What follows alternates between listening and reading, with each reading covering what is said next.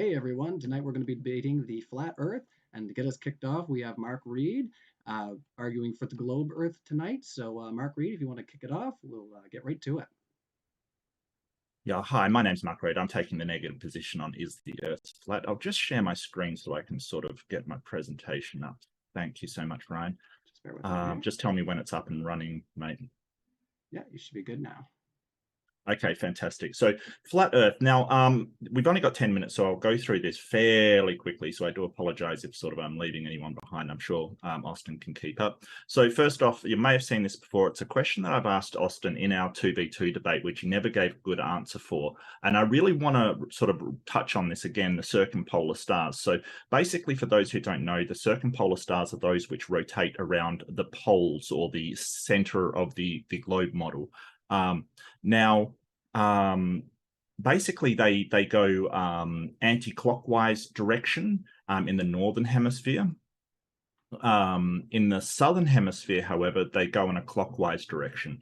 Now, this was taken in Australia. The other one was taken in the northern hemisphere. I believe it was UK.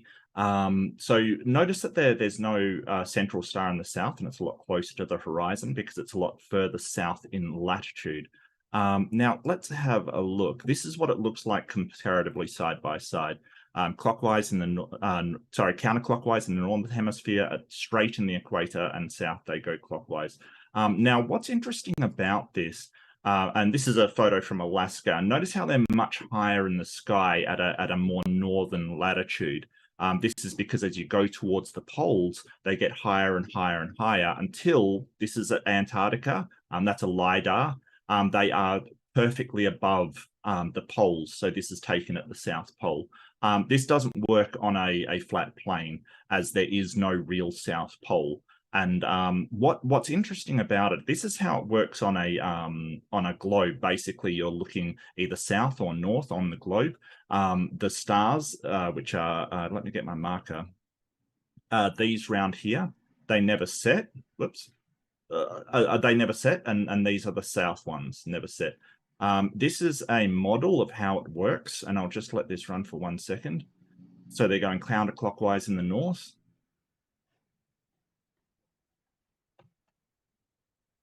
Clockwise in the south. Now, the problem with the flat Earth is, where is the southern circumpolar stars? Because when you look south from Australia and south from South Africa and south from South America, you see exactly the same stars. And indeed, because South Africa, say someone in Cape Town and somebody in Perth, it's nighttime at the same time, they're seeing the same stars by looking south. So is that south? Why is that south? And then what happens to the people in South America seeing the same stars? So what I want Witsit to do is explain that when we don't see the stars travel this way at all, we see no lateral movement of the stars whatsoever. How do they get round to the south of the other place? Now, this is flight times. This is Perth to Johannesburg. That's 11 hours and 30 minutes. And Boston to Honolulu, 11 hours and 15 minutes. Now, they're roughly the same amount of time. Now, that's how it's displayed on a flat Earth map. Why is this the same flight time? This is the most ridiculous thing. This is the same flight time, and apparently one is a lot further than the other. On any flat Earth map you want to look, because when you extend the southern hemisphere out on a flat Earth, it automatically takes that long. Now, this is a video of a ship. Oops. I have to start this. How do I start this? Sorry, I do apologize. Just 1 second. Yeah, so this is the Golden Princess. It's a massive cruise ship. It's got a length of 290 meters, 17 floors high. It weighs over 100,000 tons. Now, as it goes out, now, I really want you to see this. This is ships going beyond the horizon. Whoops. I'll just, oh God, all right. Sorry, I'm having technical difficulties.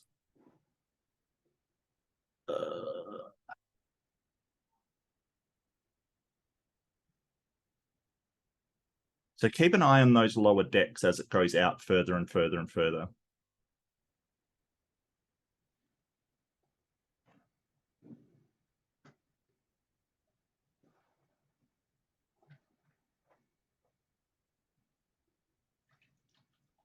So as it goes out, it basically will vanish below the horizon. Okay, see the lower decks are almost obstructed now. And then when you go to a higher elevation and zoom back in, the lower decks are back. Why does this happen if that's perfectly flat? Why does that happen? That they were obstructed, the guy gets a higher elevation, and suddenly, like magic, they're back. And that's all one continuous shot. And as it continues to go out, it vanishes again. How is that happening on a flat plane? That's what I'd like Austin to answer. These are lunar eclipses around the world. I think Austin's seen this one before. Why is it always circular? No matter what angle it's seen from, no matter what position, it's always circular. The only thing that's circular from any position, any orientation is a globe. What are lunar eclipses on a flat Earth? Because on a flat Earth, the Earth can't come between the sun and the moon. So what is a lunar eclipse on a flat Earth? What is causing this on a flat Earth? This is a diagram of how the lunar eclipse works. So on a flat Earth, this scenario would never happen. So how does it happen on a flat Earth? And I do want specificity of how that is occurring. So those are the questions. Circumpolar stars, why do they rotate in different directions? Why are they directly above the North and South Pole? Why do ships vanish from the bottom up when moving far away? And why does elevation bring them back into view? Why does the shadow from a lunar eclipse always appear round no matter what location or orientation it's viewed in? And how do lunar eclipses happen at all on a flat Earth? Thank you. All right, excellent. If that's everything there, stop the screen share there.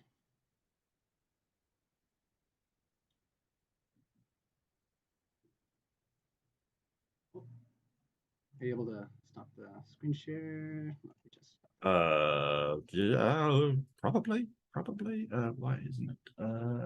Yeah, sorry, my bad. It's all right. I was gonna say I could have stopped it on my end, but I'll just put an eye on the live chat. And I did hear in the live chat that I had you guys backwards. So there, I got it fixed now. So with that there, thank you, Mark, for your opening Thank you. statement there and your video presentation there. Just to let everybody know, Modern Day Debate is a neutral debate platform. I am your host this evening. My name is Ryan. We are hosting debates on science, religion, and we do hope you feel welcome no matter what walk of life you're from. Especially when we're talking about our controversial subjects. So, with that opening there, Mark, we're going to kick it over to Austin, and he's going to be defending the flat Earth this evening. So, with that, Austin, the floor is all yours. Oh, all right. Just 1 second here. You're muted. That's my bad. Cool. I'm gonna also share screen if that's cool. Yeah, that's cool. All right, there we go. Are we good? Yeah, I think we're good. Okay, cool. Oh, I just moved it. Okay, cool. All right. So asking why the southern star trails turn the other way in the southern quote unquote hemisphere is like a flat Earth 101 question. But anyway, when you look in different directions, it changes orientation, just like a 6 and a 9, just like being on the other side of a road when cars pass you, they'll look like they're going the other way. This is just an objective characteristic of perspective. In addition, we have something called the azimuthal grid of vision. So thanks, Walter, for the model here. You can see that we have an azimuthal grid of vision. It's called an arc of vision. That's how we see things. So we have a limit to our perspective, and in fact, it converges down and curves into that limit of perspective. This can be proven with railroad tracks. Of course, they are tangibly parallel, but our perspective shows the optical convergence because we have curved visual space. Now, what normally happens is globe proponents will deny that we have an azimuthal grid of vision, but unfortunately for them, they cannot, because we have something called anti-crepuscular rays that we can actually see 180 degrees behind us during, let me actually just type that in right now. And it's directly behind the sun. So this will be seen 180 degrees behind us when the sun's in front of us. Okay.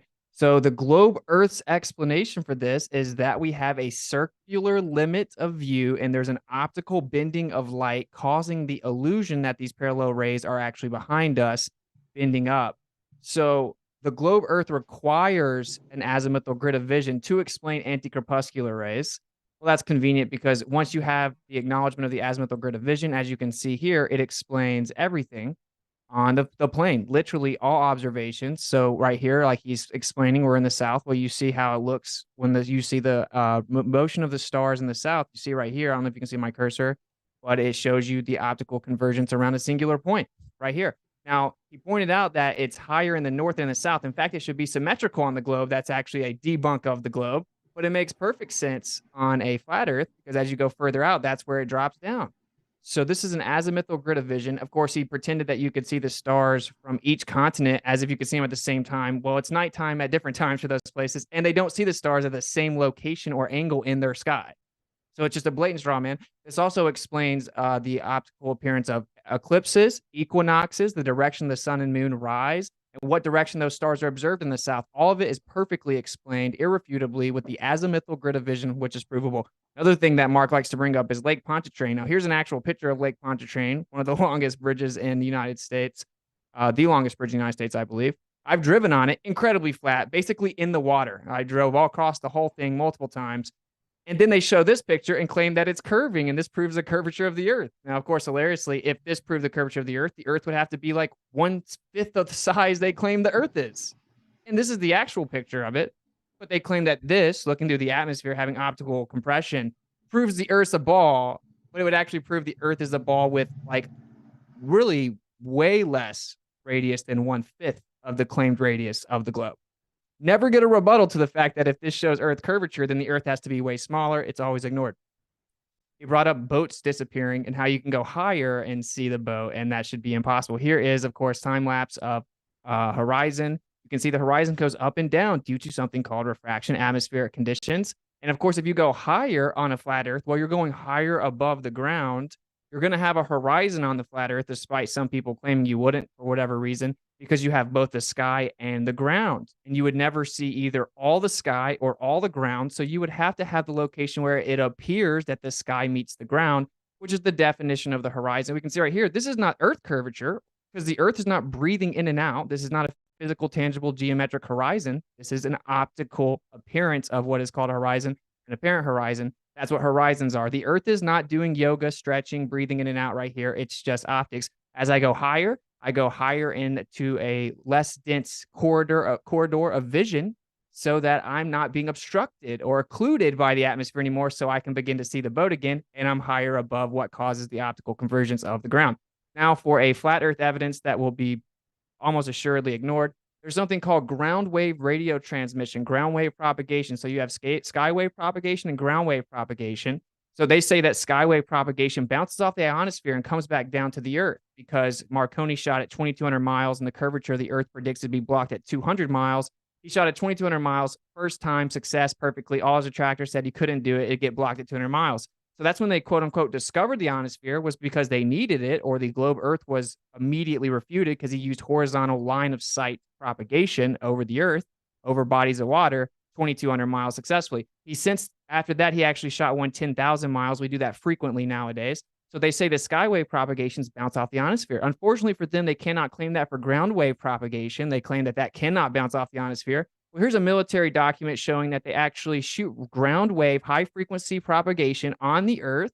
And that right here, if you look at about 800 kilometers, they will actually pick up the signal a few percent of the time. Well, how high are they up? They are 3 meters up. So 3 meters up, a 3-meter antenna, that's just about 10 feet. They will pick up the ground wave horizontal line of sight propagation over 800 kilometers away, which is 497 miles, which would have 32 miles of vertical Earth curvature blocking the horizontal transmission. Yet they actually can pick it up over 500 miles away.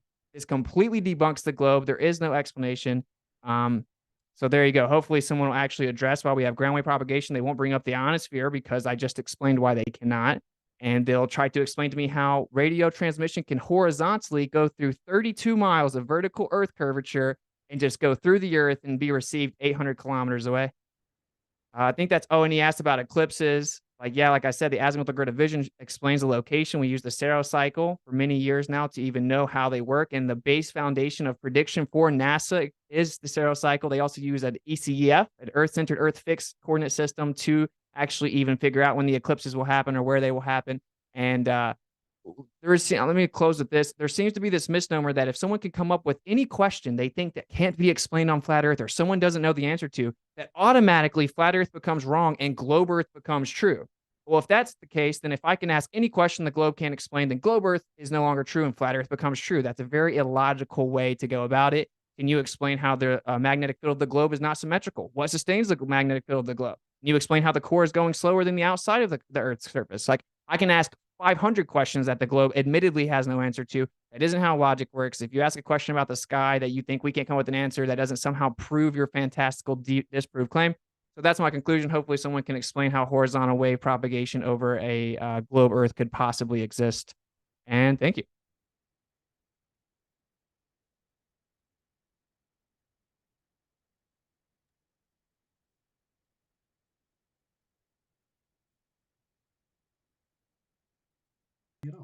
There, maybe you can hear me now. Excellent. If you want to stop the screen share, see, I went through the effort of turning up my mic preamp because everybody wanted me to be louder, and now I'm so loud that, that I forgot to turn myself back on.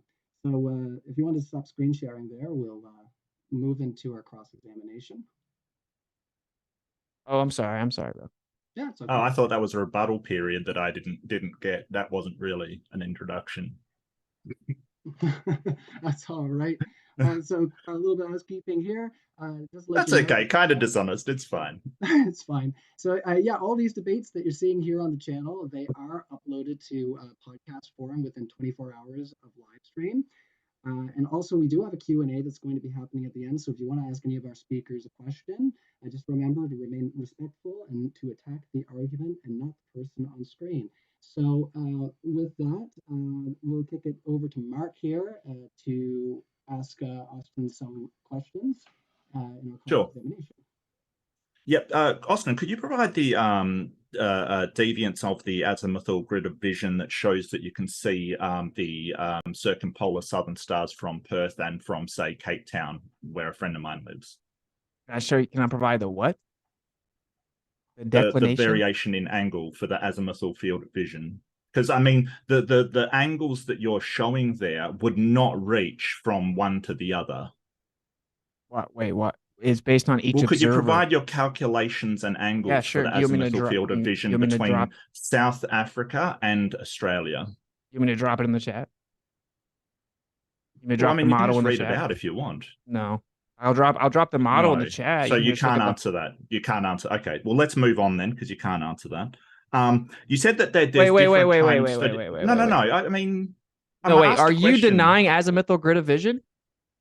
No, but the angles that you're sort of saying that the southern hemisphere places should see the stars at the same time are way larger than any provided by that like that grid of vision. Way larger. Wait, what are the angles? There's no way that azimuthal.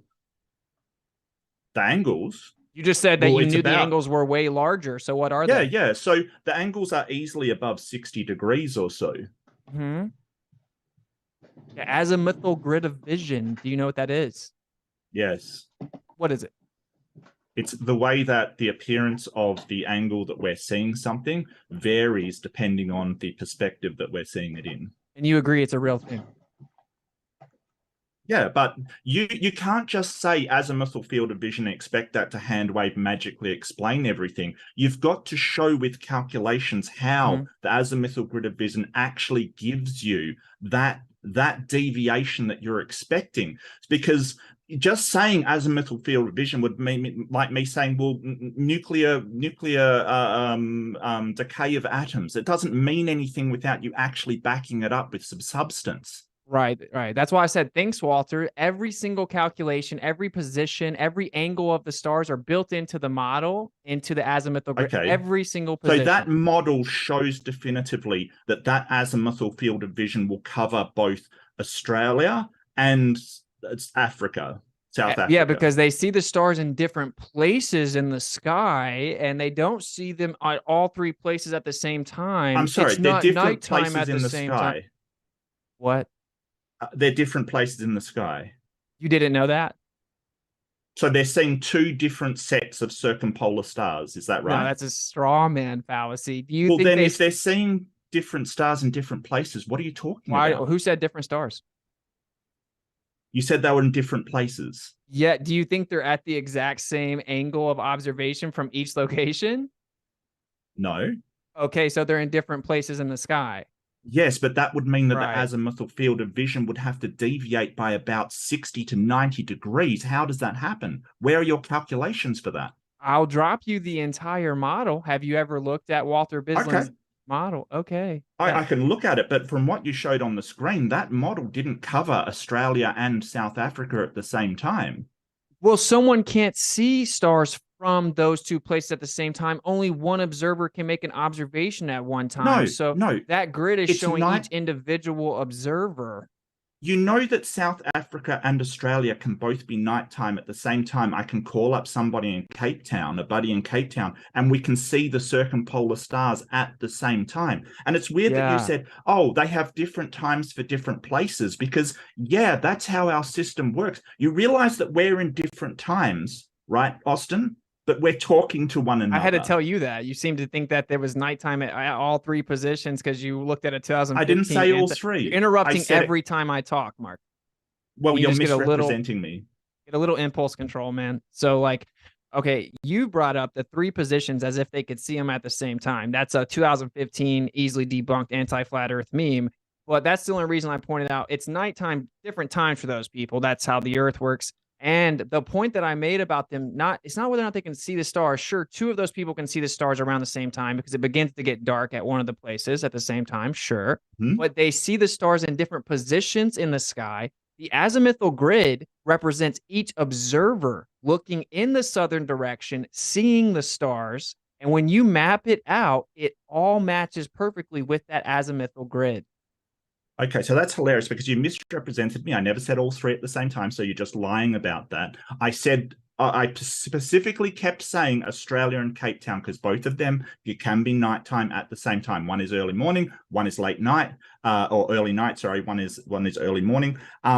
Basically, the thing that you showed did not have that azimuthal grid of vision showing over both South Africa and Australia. So your own model debunks you. You And still you don't never told understand me it. that, hey, excuse me, I'm still addressing your points. Now, I never said that it basically how, you never told me how time zones work, Austin. I'm aware that it's different times at here and where you are, and it is the same time. So I don't know why you're sort of covering, trying to say, oh, well, I never said, oh, I told you it was different time. No, come on. You just said it's different times for each of those places. If I am talking directly to a person there, it doesn't matter. It's the same time regardless of what your clock says. And that's a basic, I don't know why you don't understand that and have to go, well, I explained that to you. You It's want me to share ridiculous. this? You want me to share the screen again since you don't seem to get Sure. Yeah, no, share it. okay. Go for it. Is that cool if I share the screen? Because he doesn't seem to understand it. Sure, we can definitely do that.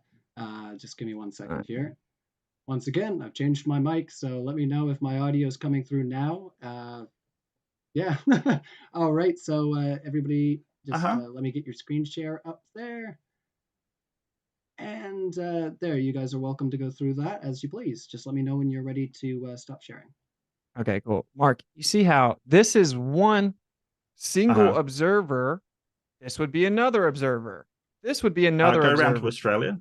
Yeah. Th- So this would when be you're another looking observer. south, so when you're looking south on that, right? So south, right? You're Yeah. seeing the circumpolar stars at both locations.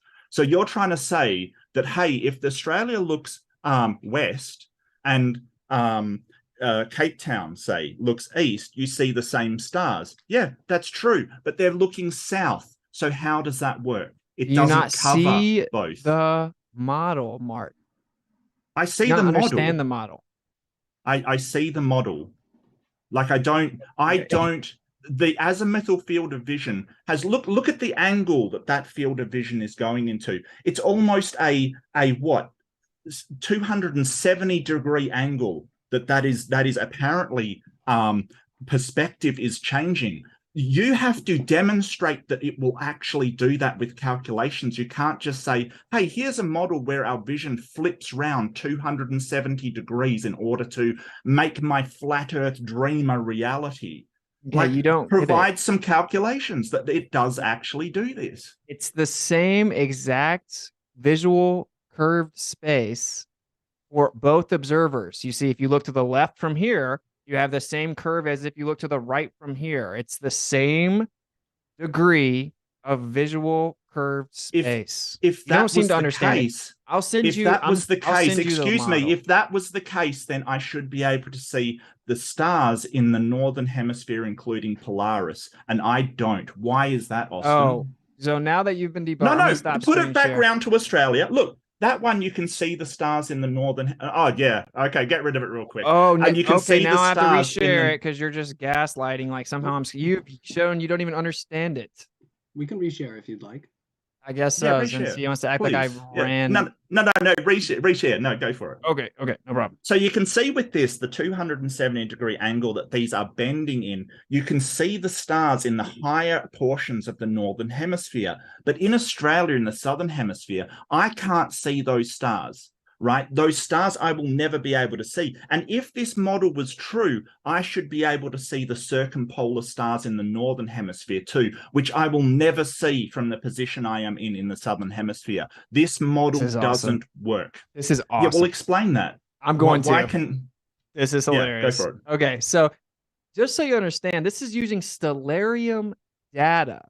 This is using actual stellarium data based on the different locations. It factors in what stars are observable from the actual locations on the Earth using the same data you use to map out your Earth model. That's why it doesn't show all the northern stars. It just shows the further ones out. And yes, believe it or not, in the southern hemisphere, you can see stars from the north, which actually debunks your belief system. But you guys claim it's refraction. And we can actually see Polaris below the equator. And you guys claim that it's refraction. So as I move this forward towards the North Pole, oh, look, I'm starting to see more of the northern stars, Mark. This is stellarium data. So if you're disagreeing with that, then you're disagreeing with stellarium data. So obviously, I'm going to stop sharing now. I'll drop you the link. Okay. So why can't you see the circumpolar stars from the northern hemisphere then? Okay, so that's why I stopped sharing. It wasn't to run away. The It's because you're changing the circumpolar star. No, I'm not changing the subject. It's that model doesn't work because at the angles, if azimuthal field of view was actually happening, the grid of vision was happening, you should be able to see the northern circumpolar stars from that model when you're looking south of all things, like the way that it bends 270 degrees. And what's really telling is you can't give any kind of fixational points or any kind of calculation under the azimuthal grid of vision in order to calculate that 270-degree angle of deviance from straight line would actually happen. Yes, we can. It's all built into the model. Go for it.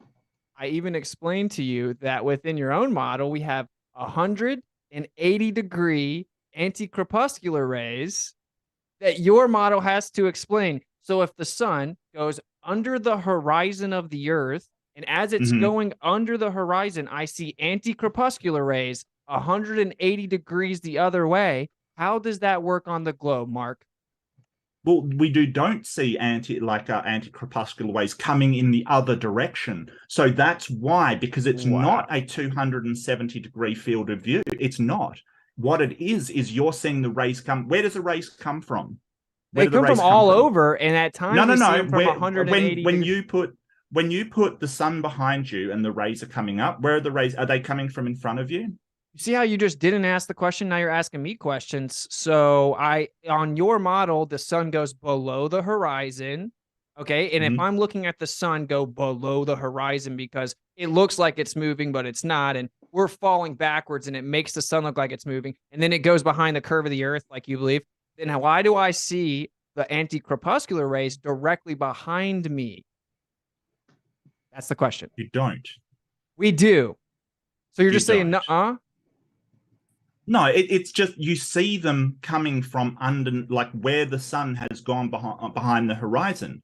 Yes, Incorrect. you do, Austin. Okay, you're wrong, and you need to research it. So if I'm No, right, so are you your saying that nah would is your response. No, you said nuh-uh. Everyone can Google it right now, and they're going to know live time I'm right. So are you saying that if anticorpuscular rays show up somewhere other than the location of the sun, it debunks the globe?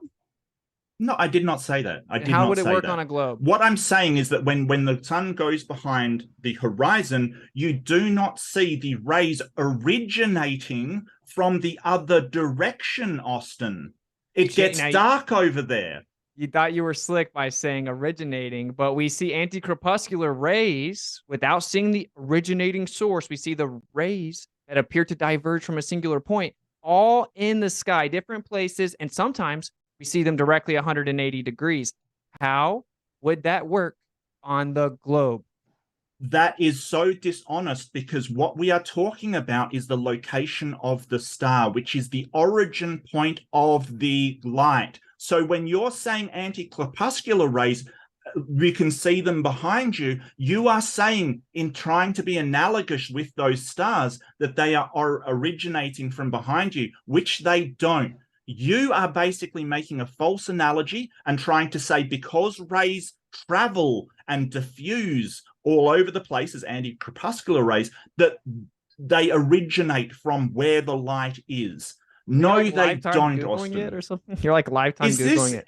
like Ryan? I just got to check. Is this my question time or is this his question time? Like seriously, You're clearly What Googling it. what seems to have happened is it seems like you guys have gone Austin, into an you are so dishonest. Anticorpuscular rays do not originate. These stars, their origin point of the light is in the southern circumpolar stars. The origin of their light is around that pole and around the North Pole.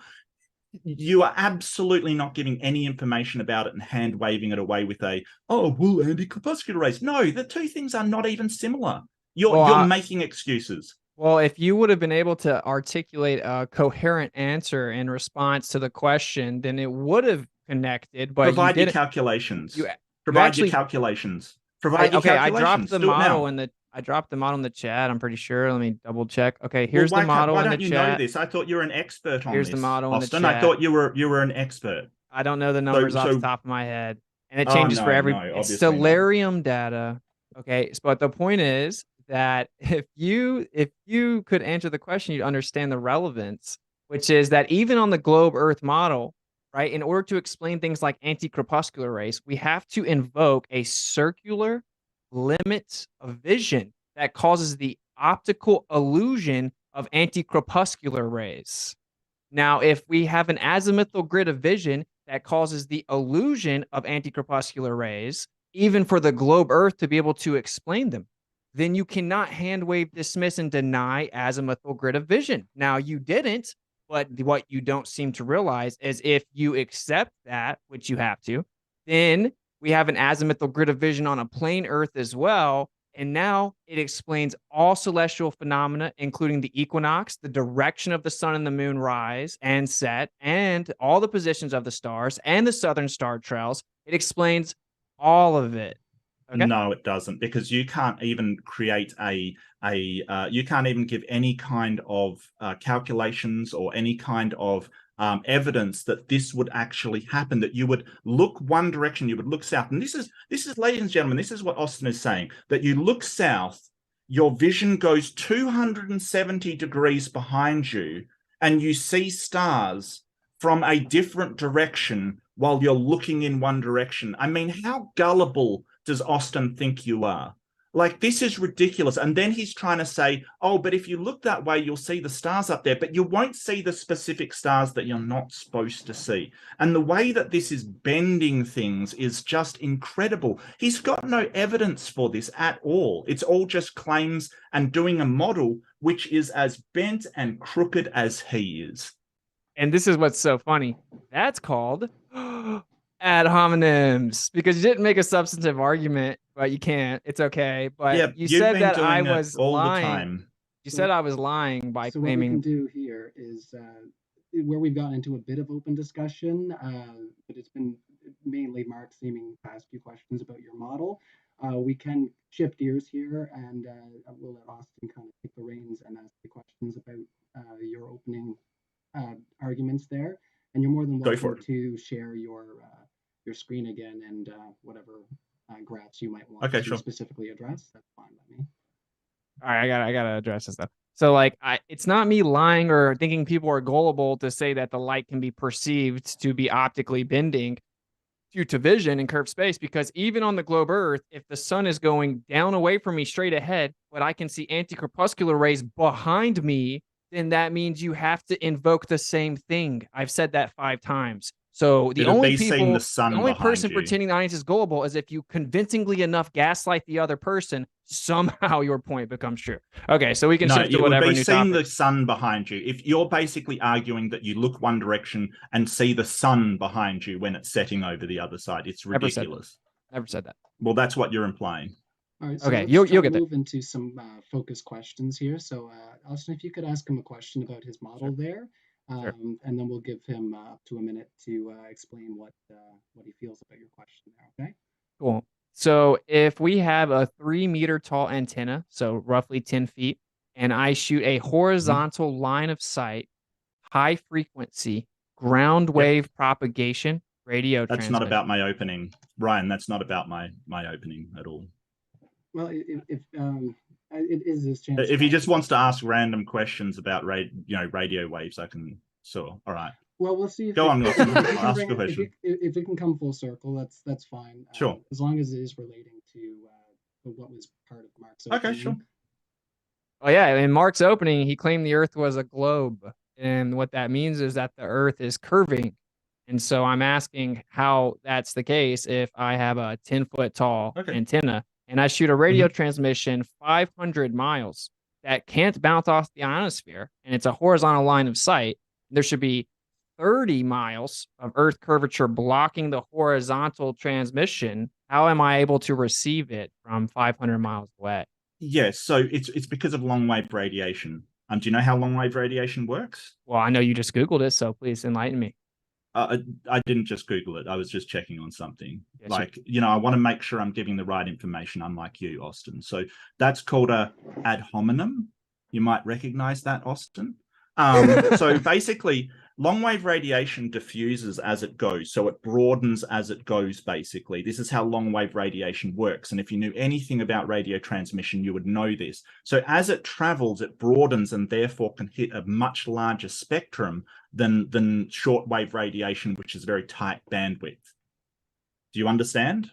That doesn't actually explain how the horizontal transmission can go physically through physical obstruction. It diffusing and widening out doesn't explain how it would horizontally propagate through 30 miles of vertical obstruction. It doesn't propagate through it. It travels and then it broadens out. So when the Earth curves, it travels and broadens out. Do you understand? I understand that you don't comprehend that doesn't actually fix the problem, because if it broadens out, the Earth's curvature still blocks the bottom part of the waves. So the top part of the waves are just going to keep going up. You have 30 miles blocking the horizontal propagation. It cannot be received on the ground 800 kilometers away. You don't understand how communications in long wave radio transmissions works, do you? Well, I actually know the globe Earth answer. And you haven't said it out. So. If part of the wave is blocked, does it make it untransmissible?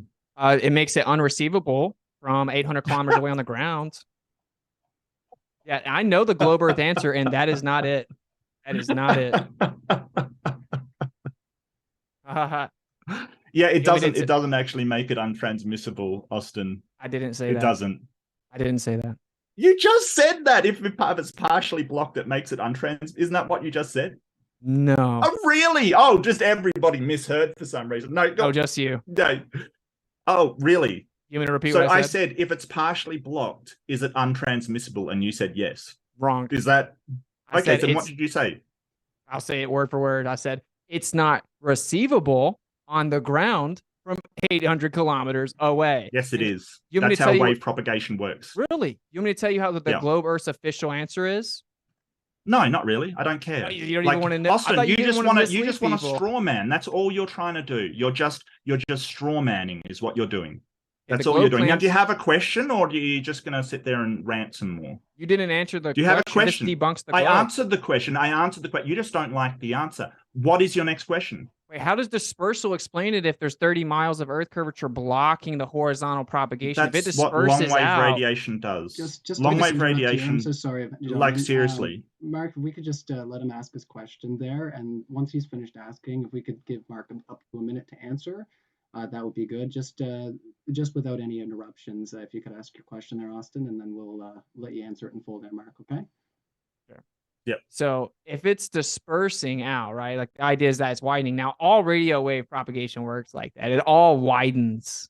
Okay. But if you have 30 miles of Earth curvature blocking the horizontal propagation, well, you have 30 miles of that transmission blocked. Okay. So, yes, it's going to widen out from the second it leaves its antenna. That's how radio waves work.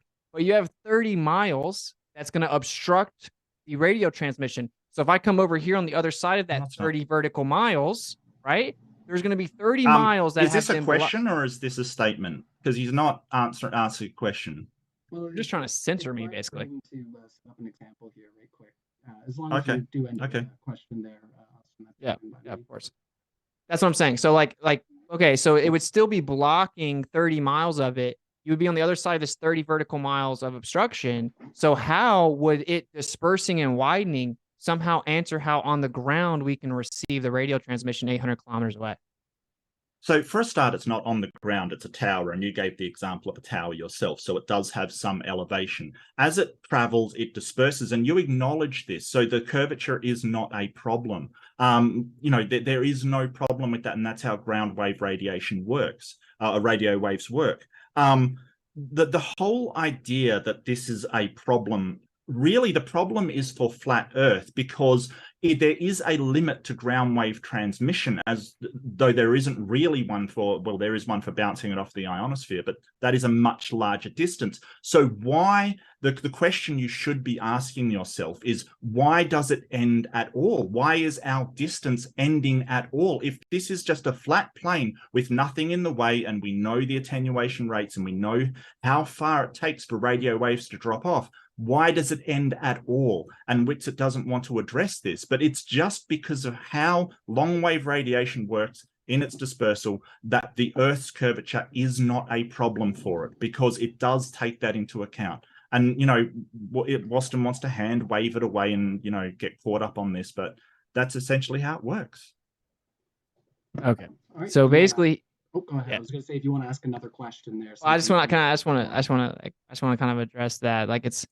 He basically just said, he's insinuating that, well, why would it ever stop on a flat Earth? There should be nothing stopping it, which means he's insinuating that, well, since the Earth's a globe, it stops the radio waves, and that's why they can't go. But then he turns around and says that the ground Earth doesn't stop the radio waves from going super far. So he just blatantly contradicted himself. But the answer is not that it spreads out. That isn't the globe Earth answer. Okay. So if we send the radio wave, right? And then you ask, why wouldn't it go forever on a flat Earth? But then you brought up attenuation. So we have attenuation of radio waves. Attenuation is the absorption rate of the atmos. Okay. So signals get absorbed into the atmos. Topographical obstruction and attenuation is why we can't shoot radio waves infinitely relative to their frequency, how high or low they are. Okay. And the higher frequencies don't go as far as the lower frequencies, typically speaking. And the attenuation is going to stop it. So we have something called a radio horizon. That's how far on an average it goes. And it's actually further than the geometric Earth horizon of the globe. The radio horizon is further than that. And we know that oftentimes, I'm almost done. Oftentimes it goes much further than the radio horizon. This is well known. Yeah, so the reason why it goes much further than radio horizon is because we bounce it off the ionosphere. Witsit at the moment is basically, he's meshing up skywave with ground wave and just sort of meshing up the two to try and get away from it. So radio waves, once it actually passes a certain amount of degrees of curvature, it cannot diffuse anymore. Like, there is a blockage as of that point that Austin desperately wants to ignore. So I didn't contradict myself at all. What I'm saying is that it can diffuse to a certain angle around the Earth, and then it can't, because it cannot go back on itself, like Austin's weird vision of seeing stars that are in the opposite direction.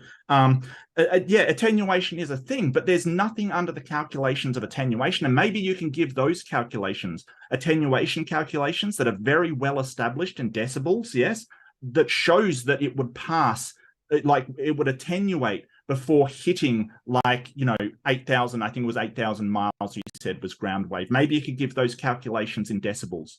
Maybe give the attenuation rates over how strong the signal shall be over different distances to show that it wouldn't travel over flat Earth. Can you give those, Austin?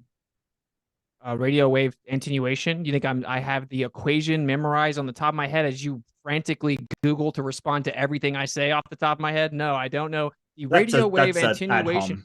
I don't know the radio wave. I don't know the radio wave attenuation rate equation off the top of my head, nor do you. And if you know it right now, it's because you're looking down at a piece of paper continually. So I don't need to know what it is. It's a well-known fact. It's a well-known fact. Attenuation rate of. You didn't answer the question. It doesn't matter. The reason that things don't go infinitely far, which is an ignorant idea, is because radio waves attenuate. Right? We have an attenuation rate and topographical obstruction. This causes skip zones. We have attenuation rate and topographical obstruction far beyond the curvature of the Earth, which is called the geometric horizon. We have something called the radio horizon, and it goes way further than the radio horizon often. We have beat this to death. Anyone that wants to actually research it can, So if you want me to move on to another question, I agree.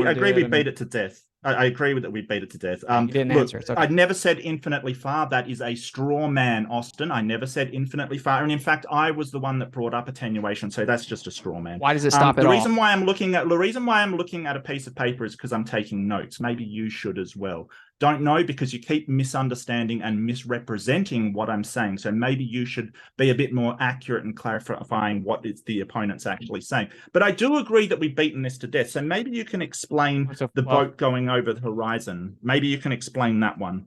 Did you hear my answer? Austin? What was my answer? I did, yeah. Can you repeat it? Can you still man it? Still man your answer? Yeah. That attenuation drops off over a distance and it cannot go infinitely far, which is a straw man of my position. No. Well, you said, like, you should ask yourself on a flat Earth why it would ever stop at all. Okay, but I'm actually talking about the radio, the boat. You changed the subject to the boat, which is cool. We can move on. Brought up the boat. I said, I think we should. This is going nowhere. Okay, I agree. What I asked was for your calculations of the attenuation rates, which you've been doing this for years, Austin. You should, you have been doing this for ages. It is his chance to be mainly asking you questions. I don't mind a little back and forth here, but it is mainly his chance to ask you questions, where you did have almost 16 minutes of grilling him on his models there. So sure. We're gonna let him, my apologies. Go for it. Keep addressing your model there. So with that, Austin, we'll kick it back to you. Okay. So yeah, I think the ground wave and sky wave difference is very interesting. People should look into that because ground wave doesn't bounce off the atmosphere. Another question is, how come on the globe Earth, which claims that the magnetic field called the geomagnetic field, it comes from something called the geodynamo model, which originates around the core, specifically the outer core. Why does it predict symmetry of the magnetic field? But on the Earth, we see that the Earth's magnetic field actually is not symmetrical to such an extent that in the south, we have the magnetic field being up to 35% weaker.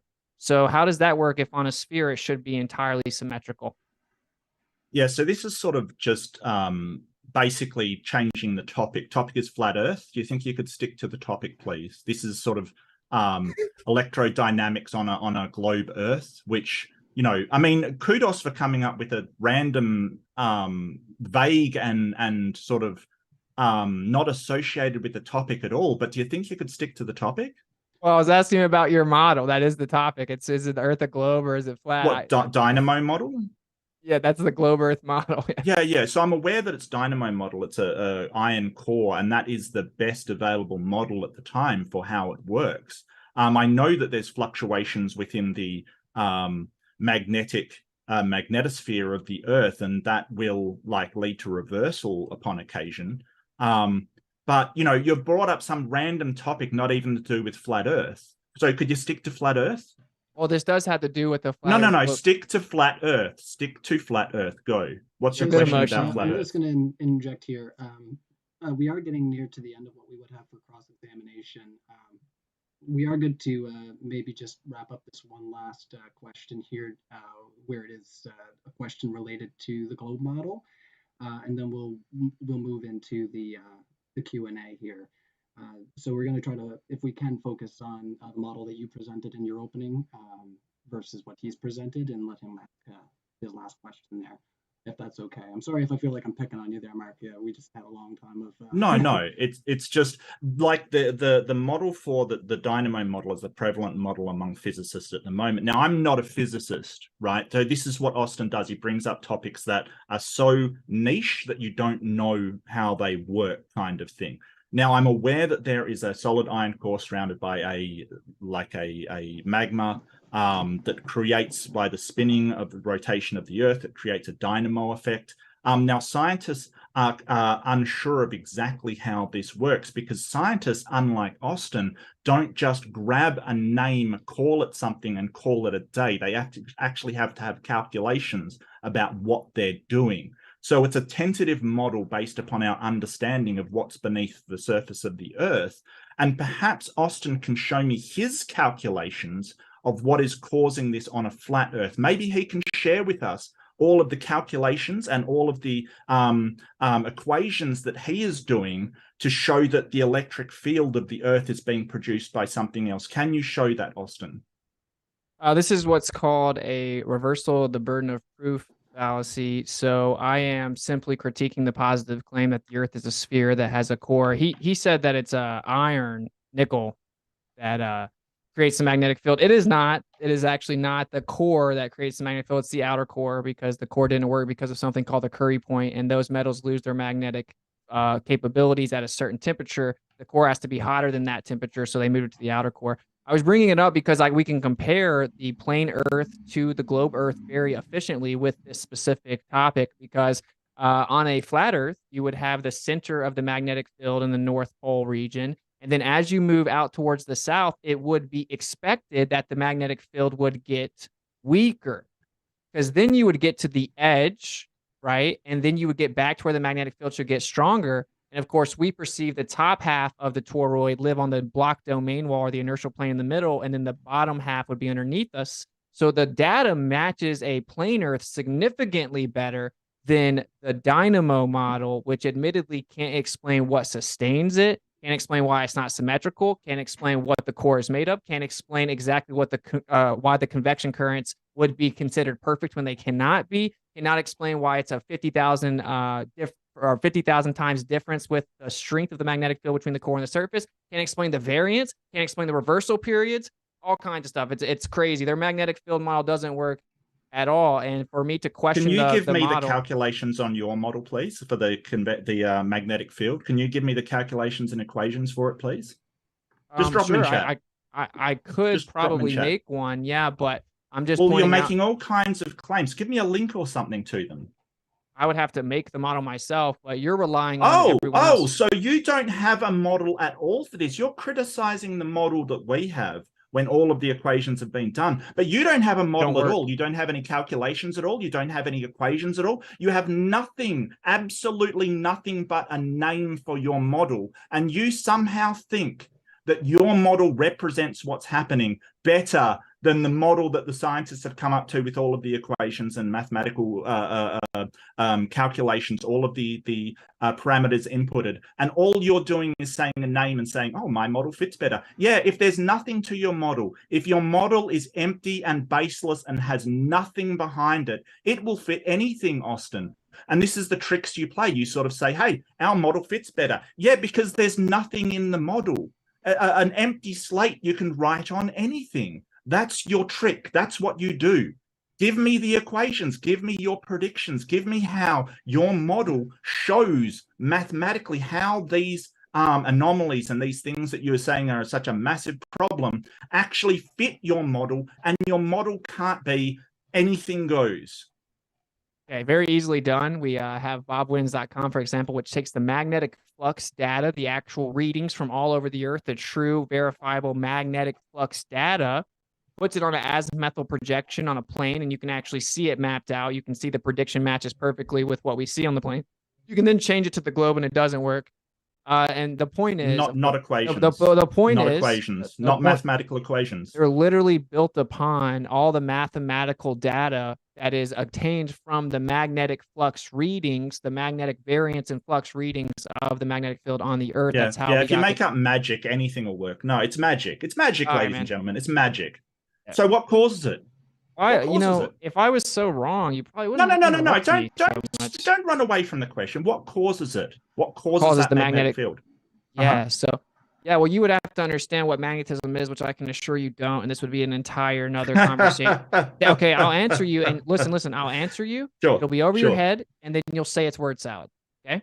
So actually, what magnetism is a conjugate. That's not a word salad. That's a word that has a meaning. Conjugate.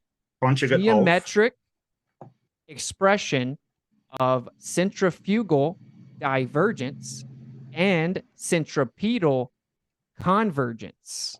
Okay, and this is actually the geometry of the universe. Centrifugal is outward force of a rotating body.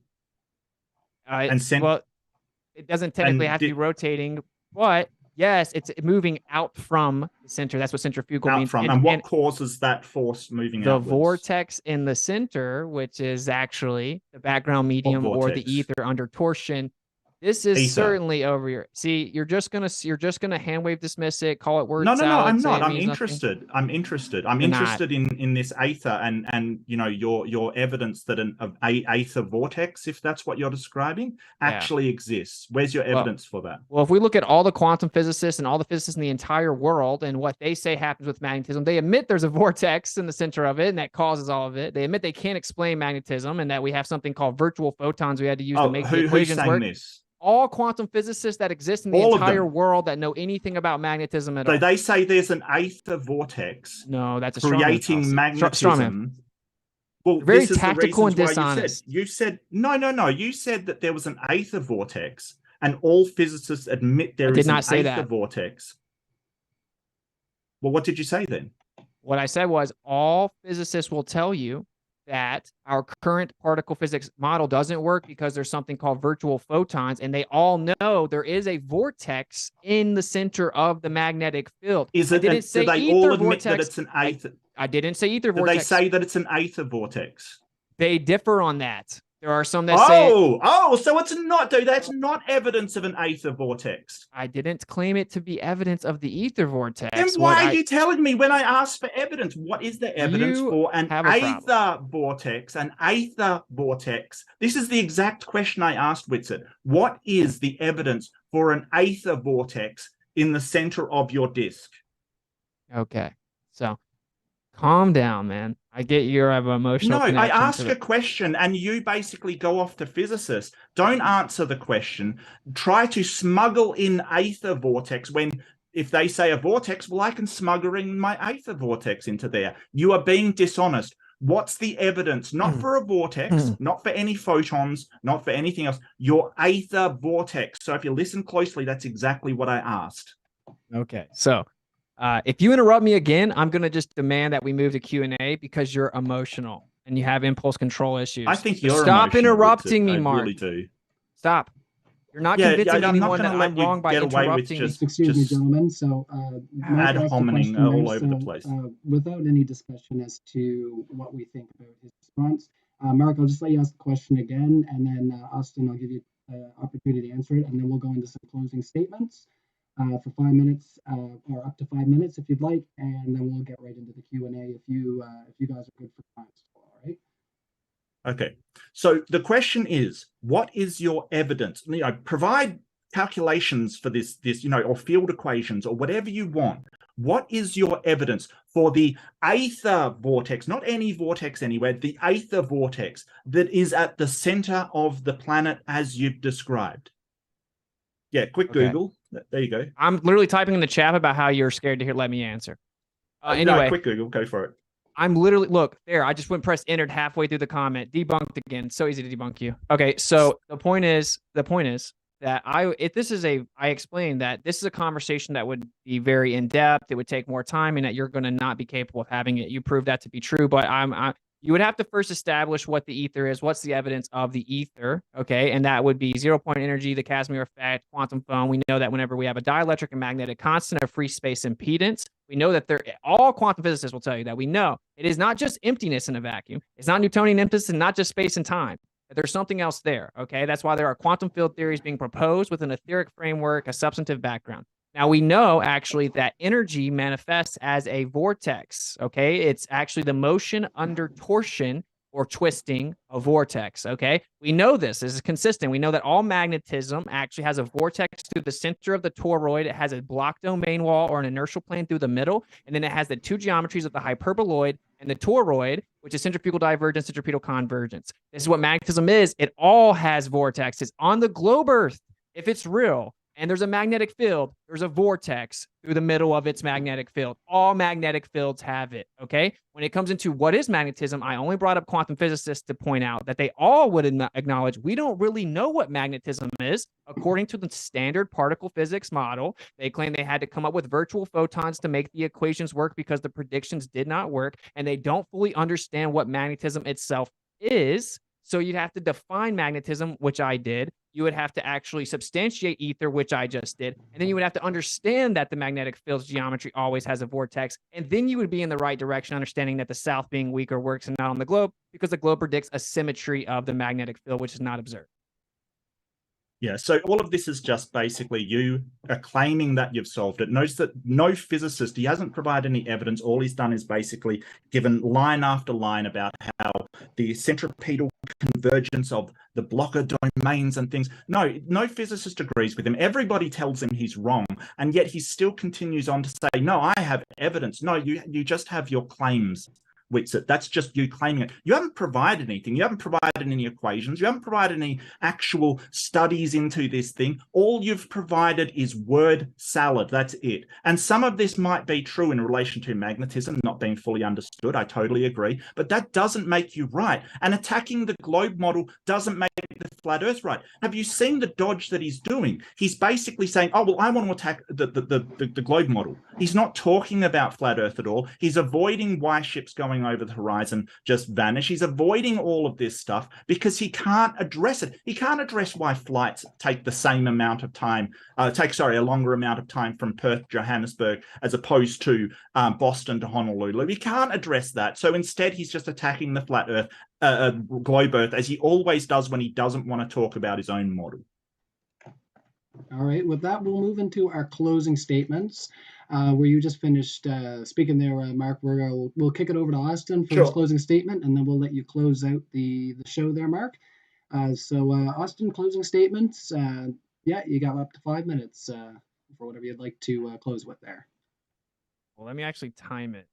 That's cool. Give me like 5 seconds. Yeah. Whatever. We'll go ahead. So yeah, I'm not scared to answering the questions. I'll just do it right now. So there we go. We'll start. Okay.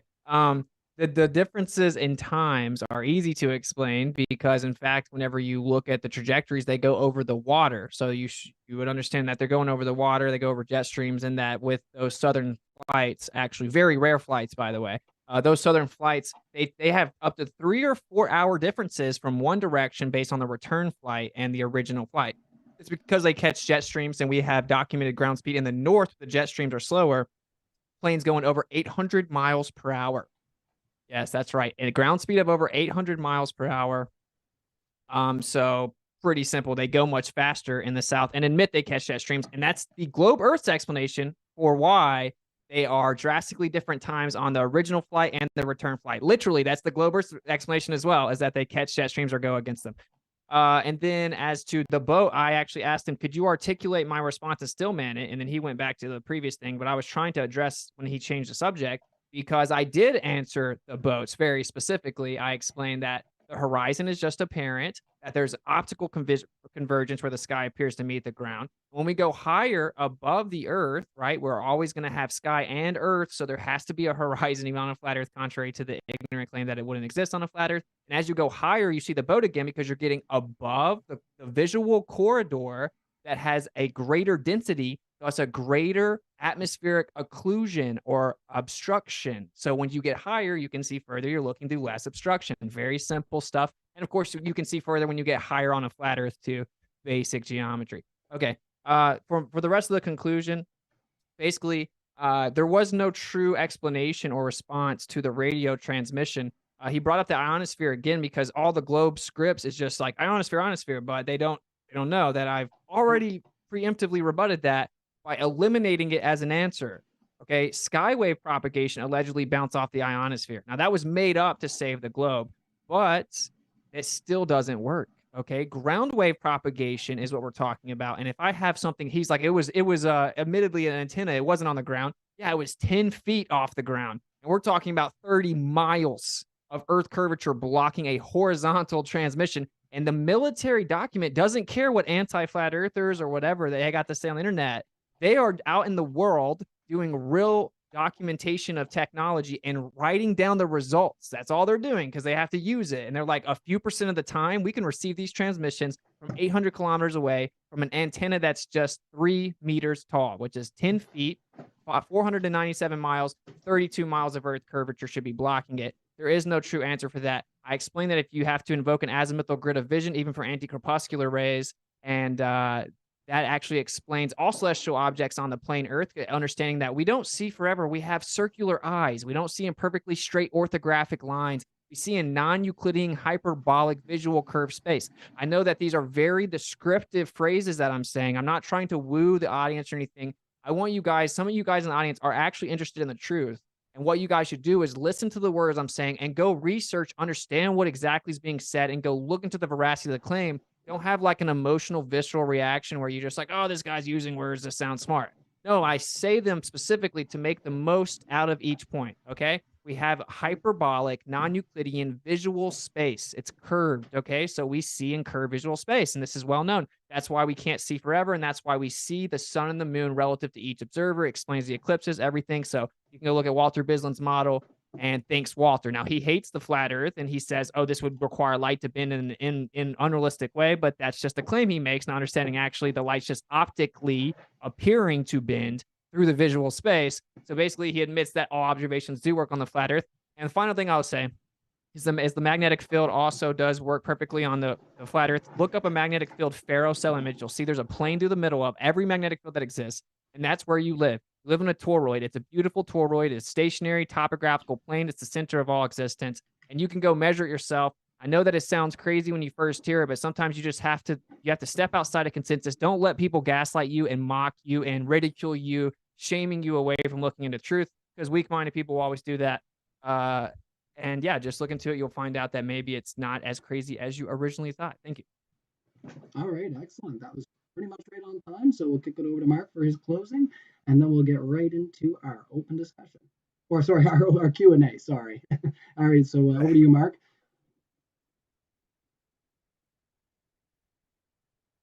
Oh, you're muted, Mark. I think you'll have to ask him. Yeah, he's muted now, so I'll just get that on there. So yeah, I can't unmute myself. I can't unmute myself. So yeah, no worries. So the whole idea of this planes in jet streams, like one's going to fly faster in one direction than the other. The jet stream that you would have to carry one plane twice the distance, twice the speed as the other one, over twice the speed on his ridiculous model, would mean that plane would crash out of the air. The leaps that he is going to, and isn't it telling? It's so telling that after he uses this model of vision, basically says, well, the guy that created it says it's completely unrealistic and wouldn't work. But that's just a claim. Yeah, and he's basically showing how ridiculous it is for light to bend 270 degrees into your eyes to come in the opposite direction. And then Austin says, oh, well, when you see crepuscular rays, you see them in the opposite direction. Yeah, but the sun doesn't move around and come from a different direction. Like, this is what he's trying to claim. Why does no other body do this? Why don't we see the sun do this? Why don't we see the moon do this? It's the most ridiculous idea. The boat going over the horizon, this boat is 17 stories high. According to perspective, it should be looking taller as perspective works, but instead the bottom is vanishing, just the bottom. The size of the boat, as far as perspective is concerned, is not changing, but he does not explain why it's only the bottom and not the top. Don't forget, this boat isn't smaller than you, it's quite a bit larger. So it should look distorted to be higher, not vanishing from the bottom up. So he didn't explain that at all. It was a non-explanation. He addressed a point that didn't come up. He says the military uses ground wave communications. Yeah, sure they do, because they do work. And, ground wave diffuses. It also goes through solid objects like shortwave does not. And the military says that Austin's wrong. They say that there is a horizon. They say they have to shoot artillery behind the horizon. They have to make calculations using the globe model, which, so Austin's basically quoting people that think he's wrong, just like he quotes physicists that think he's wrong. Everybody thinks he's wrong, and he'll say this person. No, they don't. They think you're wrong, Austin. Sort of non-Euclidean hyperbolic visual space. I get it's hyperbolic. It's hyperbole. I get that. I really do. This sort of unrealistic way that he evaluates how light works. And notice that he's not giving any calculations of how this light is bending. He's sort of saying, hey, this guy that did the model is wrong, but I'm not going to provide anything to show that his claim. All I'm going to do is make up some words, say that's how it works, and leave it there. He isn't providing anything. His model is empty. The reason why his model can fit anything that comes up is because there is no solid or concrete thing to actually look at. Of course, magic can explain everything, because that's what he's using. He just says magic, because he's not providing evidence of any vortex. He's not providing evidence of any aether. He's not providing evidence of anything. All he's saying is, hey, this thing fits my model, therefore it's true. Nobody cares unless you can actually provide some evidence, some calculations, some predictive power, which he will not do. He's been doing this for years, and he has not come up with a single equation, single mathematical function, any predictions whatsoever, just said, my magic works. And that's all he's done. And he's been doing this for years. You would think he would do one experiment. You'd think he would take a flight from Perth to Johannesburg. They do run quite frequently, actually. You think he would do something to actually get evidence, but no, he doesn't. All he says is magic and just expects it to explain everything.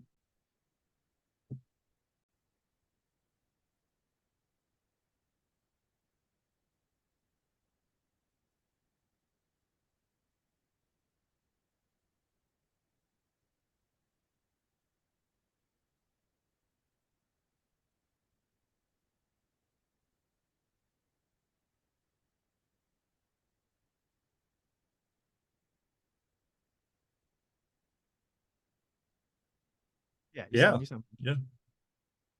All right. But yeah, someone sent me a message saying I've tried a couple things here to try to change my audio. So sorry to everybody in the live chat if you can't hear me that well.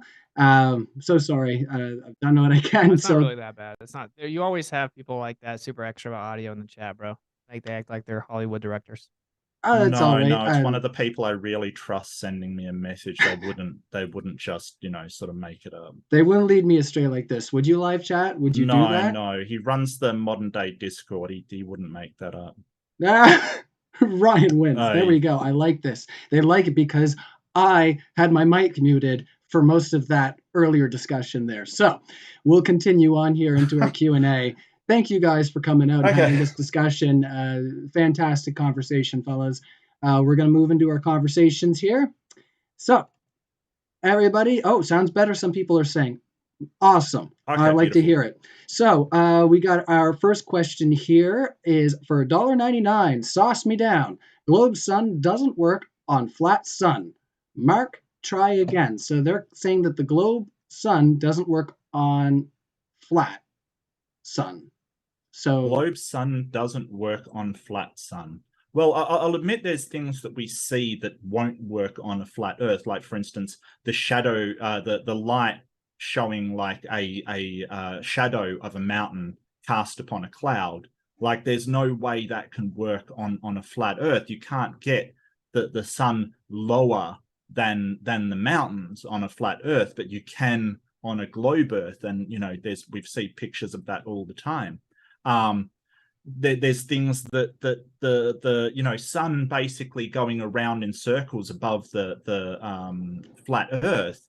Why is it shorter over the Arctic and travels longer over the southern hemisphere, which it needs to on a flat Earth, because you've got to have things like two different continents in light. So I'd just say that the sun, what we observe, doesn't work on a flat Earth as far as the sun's concerned. There we go. Sorry, not shaking my head at you. I just was getting rid of that terrible cord that's that fine. I You think can was disagree with causing me all you want, Ryan. I don't No, care. I was gonna say I was just getting rid of the cord. I think that was causing me all my problems communicating to the live chat here. So we'll continue on here. $5 coming in from Bitter Truth. Austin, how deep Earth is, or how deep is the Earth? I think is what they mean. Where does Earth's gravity come from? And then they say how deep Earth is. So they said the same thing twice. So how deep is the Earth, and where does gravity come from? Yeah, That's for you, so Austin. yeah, like when you say like where does the Earth's gravity come from? Like what are you even like what are you talking about? Like we have things that fall down 9.8 meters per second squared, and actually they're intrinsically electrostatic, and we have a measurable downward electric current on the Earth. It's measurable. It's provably there because you can go outside and measure that there's a downward current on the Earth. If you wanted to really get into what it is, according to Nikola Tesla, which people seem to think they're smarter than what he would fold your guys' brain in like a card table, but whatever. He said there's a life-giving force inside of the ether. It comes down from above us and it actually puts the ether under strain, that's what electrostatics is, the ether under stress or strain, which gives you the material world held together intrinsically by all electrostatic bonds. Everything's electrostatic. So technically everything's electromagnetic, and it tries to ground and find equilibrium at the Earth. That's where the quote unquote gravity, the only thing that could even be referenced as that, comes from. And of course the current theory is a joke. And I don't remember the other question. Yeah, so the two-part question here. How deep is it? How deep is it? Yeah, how deep is the Earth here? Earth. Yeah, so the deepest hole ever dug is 7.8 miles. So no one knows what's beneath there, including all these globe models that makes all these crazy claims. No one's ever gone deeper than 8 miles. So I don't know. Like I think that according to the magnetic field, you'd get to a point where pressure would be so strongly mediated that you couldn't actually materially access that area. If you were able to get to the other side, then in fact you would have the inversion of the top half of the magnetic field. So there would be something below us, seemingly as far down as is above us, and we maybe live inside of a sphere. And they said we lived on one, but you can't go further than 8 miles. So claims beyond that is speculative as to exact distances. I try to stick with what can be verified instead of make up fairy tale stories like the globe. All right, excellent. So we'll continue on here. Bitter Truth strikes again for $5. Austin, is flat Earth means Earth has limits and we can't fly over the limit and water should be falling? Explain it, please. So yeah, what I think they mean is if the Earth is flat, that means Earth has limits and we can't fly over that limit, and the water should be falling off the edge of the Earth is what I think they're implying here. So they're asking for you to explain that. Yeah, that's crazy because that's like what they show you in second grade, cartoons or something. And when they tell you people used to think the Earth was flat, but if I walk to the edge of the lake, do I fall off the lake? Does the water fall off the edge of a lake? So what if we're just in effectively a giant lake, and when you get to the edge, you walk a little further, you'd find another lake. We actually don't know because, as crazy as this sounds, every major country in the world hasn't agreed to an Antarctic treaty that says it's illegal to privately and freely explore the Antarctic region. So we don't know what's beyond there. Water typically does need to be contained. I think that we're surrounded by water. But as to the dimensions, no one knows. And if there's a container, maybe it touches down, which would prevent anything from falling off anyway. But again, you can't fall off the edge of a lake. So it's a very ignorant claim. Flat Earth is so stupid, we wouldn't really have to straw man it so egregiously. All right, gotcha. And just to check in for you fellas, how are you guys doing for time? I'm chilling, but I think you're gonna have to ask him on mute. How you doing? I think you're on mute again there, Mark. Sorry. Here. It is sometimes a habit to mute yourself, and then you forget that you have. That's all right. So sorry about that. So No how are worries. you doing for time there, Mark? I'm all right. I'm fine. All right, excellent. So yeah, as we move through our Q&A, there is opportunity for you guys to have back and forth if you guys want to engage in some rebuttal there in the questions here. Just depends on how long you guys want to go, because I know we have ran for a little bit so far. So we'll continue on for now, and you guys just let me know if anything changes. So BMZ for $5. Witsit. If gravity is electromagnetic, like you claim that everything is electromagnetic, under what spectrum is it infrared or ultraviolet? That's not even a coherent question. Is gravity ultraviolet? Like what does that even Electro mean? electromagnetic is what they said. Yeah. Everything's Didn't you know the intrinsically frequency? everything is intrinsically electromagnetic. That's a fact. You can't find one thing in the world that's not electric. Literally nothing that exists in the entire world, which is why to explain the discrepancies with the quantum field or the quantum realm of physics and the theory of relativity, they're actually proposing a new, like a modified Newtonian dynamic theory. They're proposing unified field theories that actually unify everything under electromagnetism. This is one of the most popular solutions to the relativistic problem of the quantum scale. But you'll never hear that from people that push the globe as if it's perfect here, but you can just go read the papers. But yeah, everything's intrinsically electrostatic. And more specifically, if you understood electromagnetism the way it's properly defined, everything is electromagnetic and it seeks its equilibrium at the ground. As to what the spectrum is, you're talking about light, which is a specific effect or phenomena of really the ether, and it's a perturbation or excitation of the ether. So we'd have to properly define these terms, and that would take a while. Well, I think they're just asking you what the frequency is for the effect. If you're saying everything's electromagnetic and gravity is a result of electromagnetic force, what is the frequency of that electromagnetic force, like kilohertz or megahertz, or what is it? There's an entire variance of the electromagnetic spectrum. So there wouldn't be a specific frequency. It doesn't make sense. That's why I said it's an incoherent statement. So what range is it? All electromagnetic frequencies. So it's all electromagnetic frequencies? Yes, everything is EMF, yes. Including everything visible light? Visible light is also electromagnetic, that's right. Yes, I know, but I asked what frequency is the gravitational force that's electromagnetic according to you? And if you're including visible light, then we should see it. You're just lost, Mark. I'm sorry. What frequency is the electromagnetic effect of your gravitational force? What range is it in? Okay, I don't have to believe in what you call gravity. Gravity is the effect of everything being intrinsically. Okay, well, whatever is pulling us down then, whatever force is, whatever is drawing us down, what is the frequency range of that electromagnetic effect? You said it was electromagnetic, right? Oh my God. I bet you're going to interrupt me again.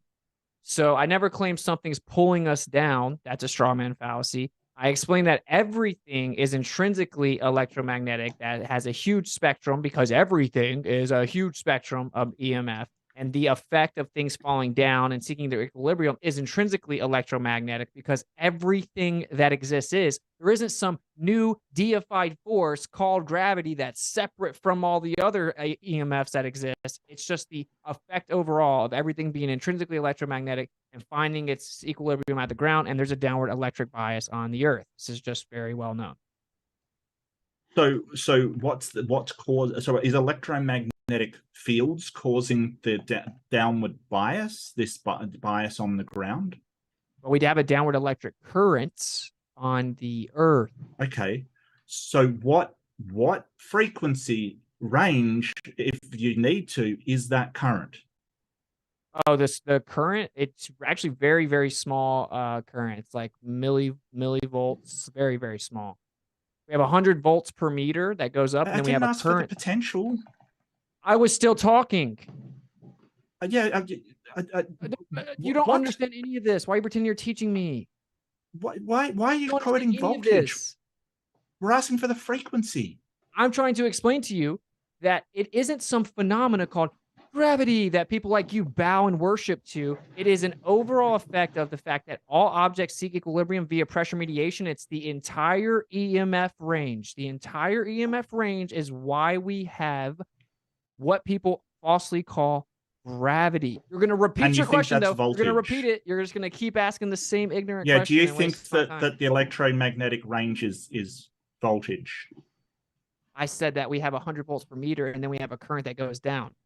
All you do is straw man. All you can do is straw man, gaslight, ad hom, excuse poison me, the well, fellas. appeal Why to don't you the actually neutrals. give a Just a frequency? waste of time. Excuse me, fellas. So, Why don't you give a frequency? For respect But of it's the an ignorant audience's question. questions Yeah, here. keep Googling. Google it. Google I'm not frequency of Googling electromagnetic anything, waves. Mark.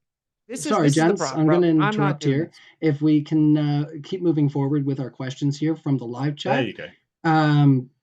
Yeah, it does look like we do want to respect the audience's time and their questions here. So we do have a lot to go through, and there'll be lots of chance for discussion, I think, as we move through.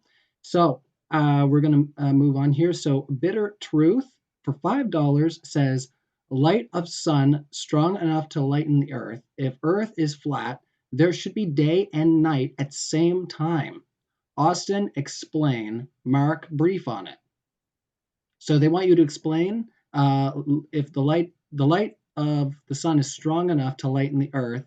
If the earth is flat, there should be day and night at the same time. So that's for you, Austin, and then they want Mark to expand. What is it? What does day and night at the same time even mean? You know, usually people try to say that the whole earth should be lit up or whatever.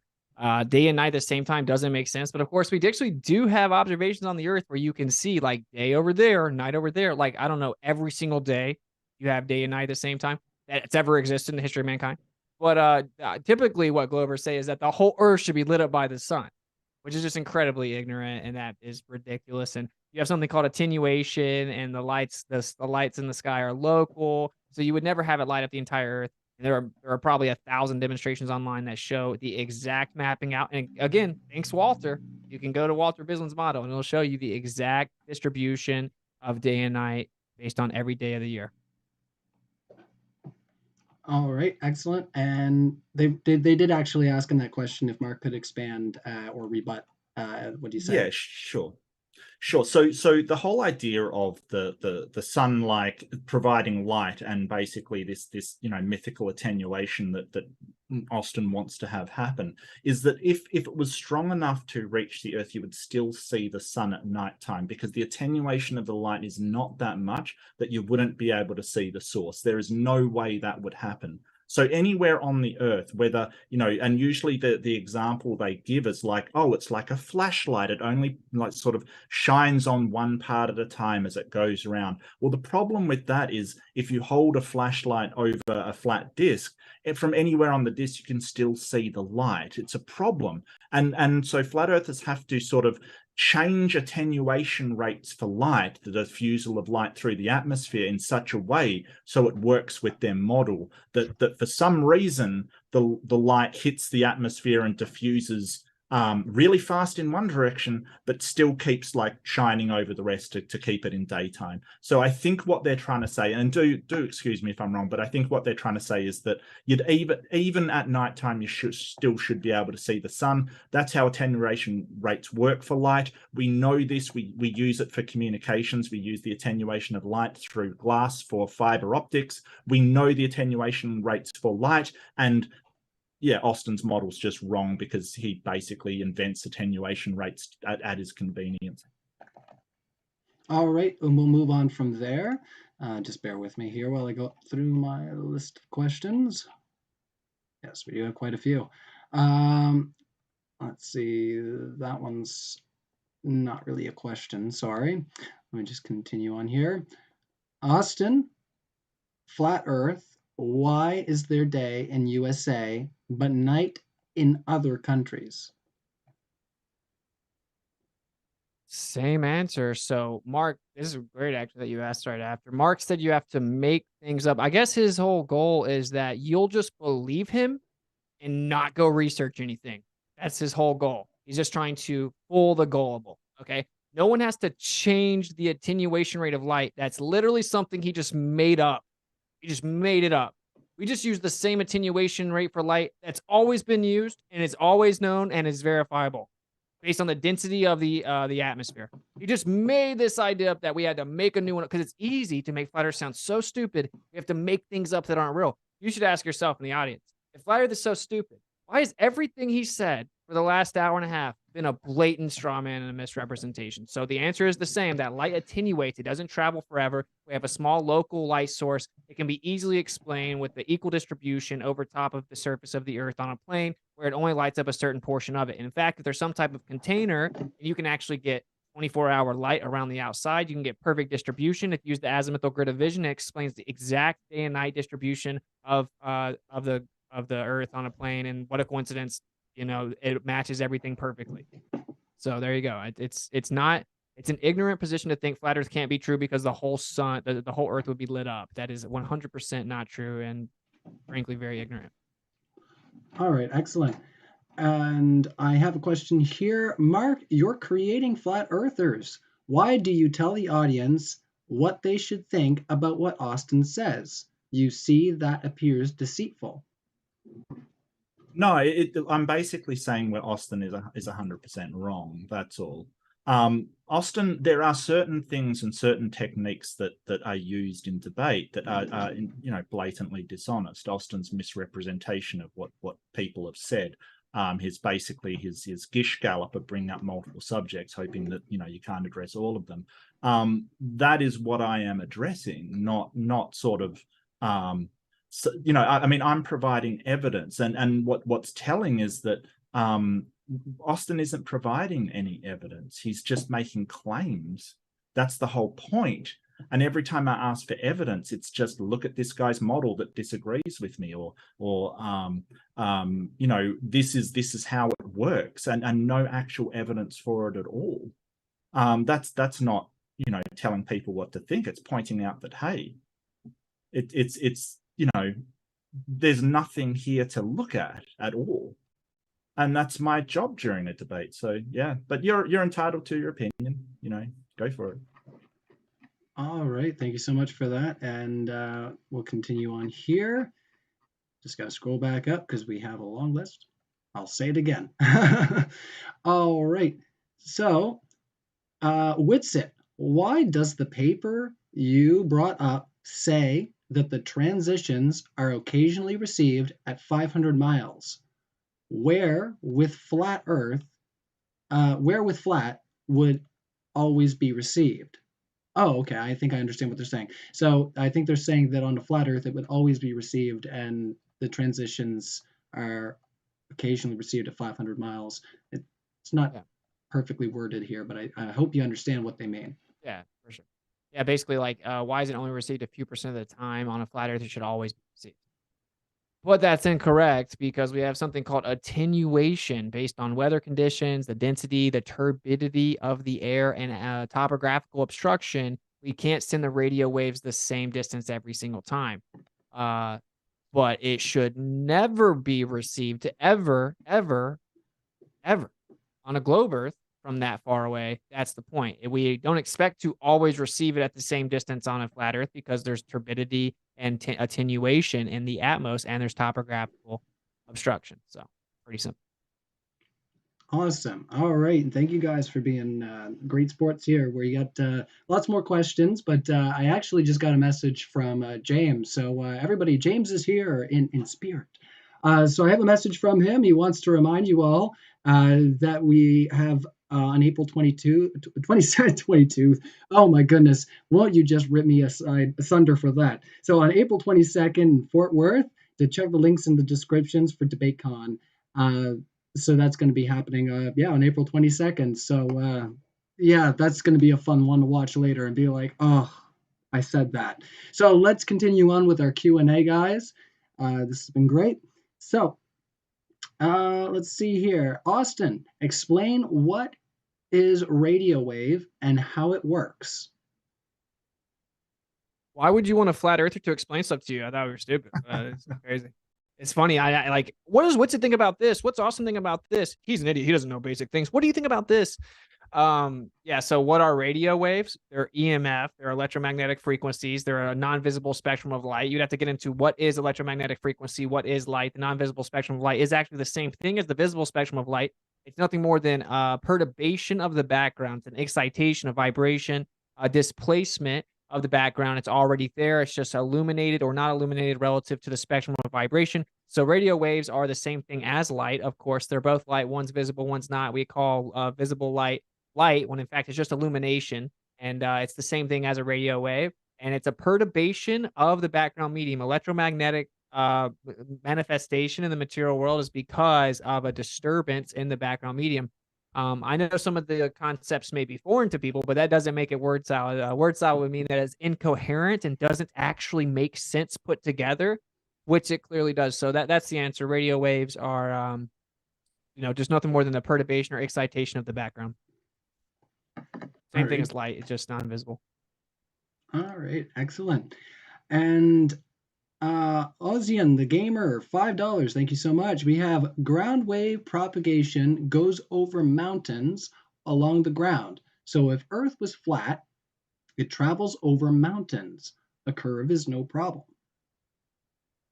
Okay, so it shows that you guys don't understand it. But so whenever we know that there's topographical obstruction, such as mountains, we always shoot the radio transmissions from higher elevations. Okay, we shoot them from much higher elevations.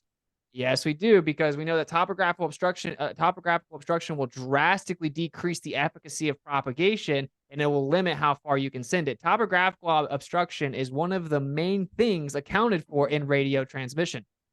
Now, logically speaking, 10 meters up or 10 feet up, where do you shoot that where there's nothing on the ground? Well, they intentionally shoot these long range where there's not much topographical obstruction or elevational change. Yes, they do. And it's a 10-foot meter, or it's a 10-foot antenna, but it can be at a higher elevation. So that's why when you see towers in your real life, you always see them at higher elevations typically, because that's when they're able to reach further. So yes, mountains do in fact obstruct, which goes to support my point. The mountains can obstruct the radio transmissions if they're at too low of elevation, because radio transmissions do not just travel through Earth, okay? So they get blocked, and yes, they keep spreading out. But when you have 31 miles, you can't go 500 miles because it's not going to spread out and then just magically continue to gain in amplitude. So there's the answer. Yeah, of course, it gets blocked by the Earth. That was my point, that the Earth blocks radio waves. Can travel over mountains, though. It doesn't. No, it gets blocked by the mountain. Yeah, it can. Does it get blocked by the mountain? No, not necessarily. No. Cite it. No. Sure. Made that up. We can move on. Basic makeup. If you want to move on, I didn't know if Mark wanted to expand on what he was saying there, but he can if he wants to, but he made it up. No, that's fine. Okay, you're good. All right, I'm just getting under their super chat, copy and pasted here. So we'll just continue on here. Hey, Mark, why don't you just concede that Jesus made the earth flat by magic so that we can end these debates? Wow. I thought that one was fun. I think that says it all, really. Yeah. I actually do think it is a faith-based position. I sort of when I started out, I sort of went, well, not all flat earthers, have a theistic view or whatever. But the more that I'm sort of talking to people, I realize that really its foundation is a religious belief, essentially. Blatant straw man. Mark knows that he's straw manning, but his entire tactic is religious? Is to personally belittle other people, because that's the only argument. Religious? That's the only argument he has, is also to interrupt. But the reason that so many people that are flat earthers believe in a creator is because if you had two brain cells that work simultaneously, you'd understand that if the Earth is a stationary topographical plane, that would mean it's geocentric, which means that it had to be placed there. So they find out that if the Earth is in fact the center of everything that exists, something had to put it there. And there's a huge range of beliefs as to who did or what it is. No one thinks the Earth is flat because they're religious. Many people find out there has to be a creator because the Earth is stationary, but they'll keep running with the gaslighting narrative that everyone believes flat Earth is because of their religion, so they can discredit them personally and avoid the true situation, is that people come to a creator by recognizing the truth, not the other way around. Yeah, so I'll just finish because the question was for me. Yeah, this isn't just a straw man or anything. It's just a correlation between the religious minded and the people that believe in a flat earth. So highly credulous people like Austin here will sort of make it an article of faith that the earth has to be flat. And so he is basing, and his excuse is, well, I base my belief on the flat earth, not the other way around. Well, great, it's still an article of faith. So congratulations for proving my point.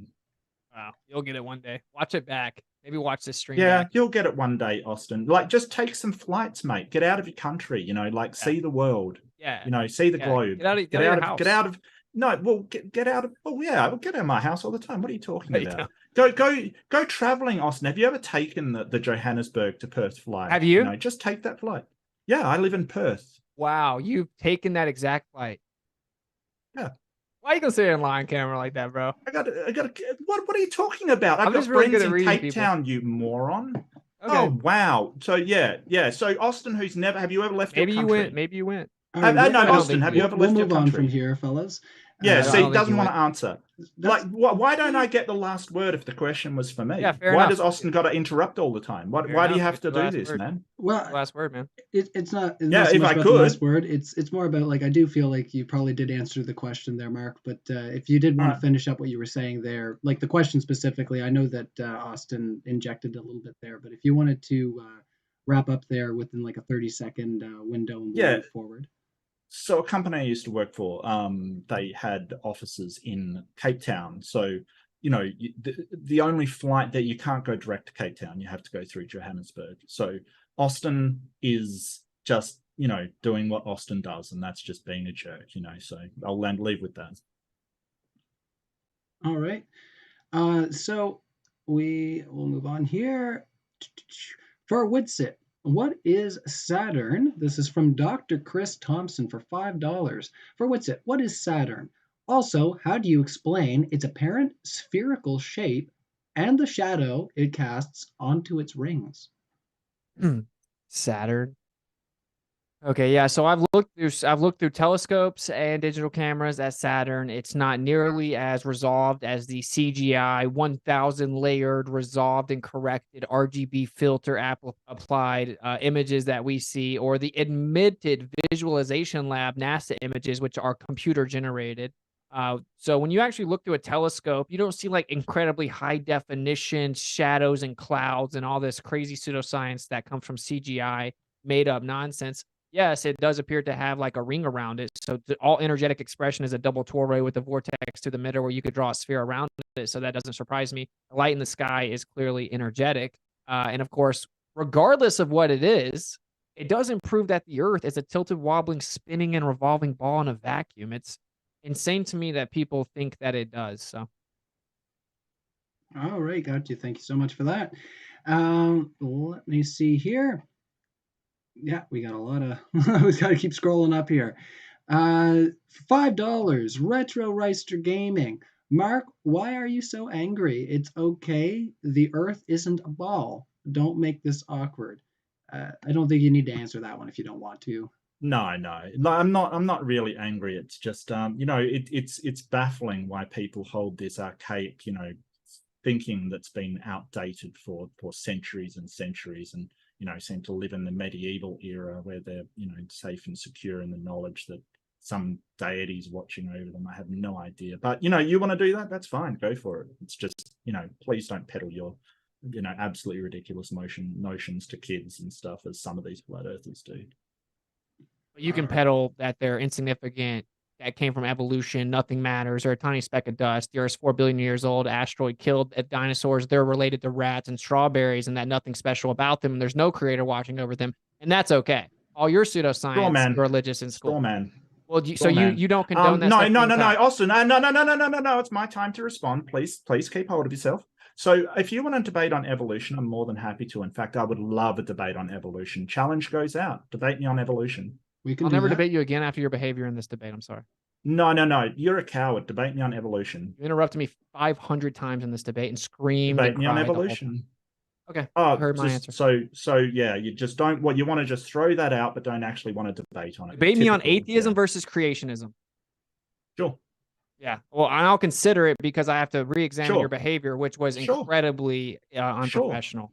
No, no, no. I'll do that debate. When are we doing it, Austin? I'm saying I'll have You to guys, decide if I agree to debate you again because your behavior was so Sure, you unprofessional. fellas, if you want to send an email sure you to will. James, I'm sure he would arrange it for you. Yeah, I'll Uh, send that email. No problem at all. that's not going to be a problem, I don't think, to get you guys back on and doing a debate on the topic. But if you guys feel like we should change the format, that's fine by us. We have no problem giving you a different format. If you want to have a muted discussion, um, specifically, that's fine. We can get both parties to consent to that before we proceed with doing a different debate. But moving on for our super chats for now. All right. Alex Williams for $5 says, "Ask Professor Dave once asked, as Professor Dave once asked, do you have a model that can show day/night and the seasons?" Yes, it's super easy. If you even research flat Earth for a couple minutes, you would know this.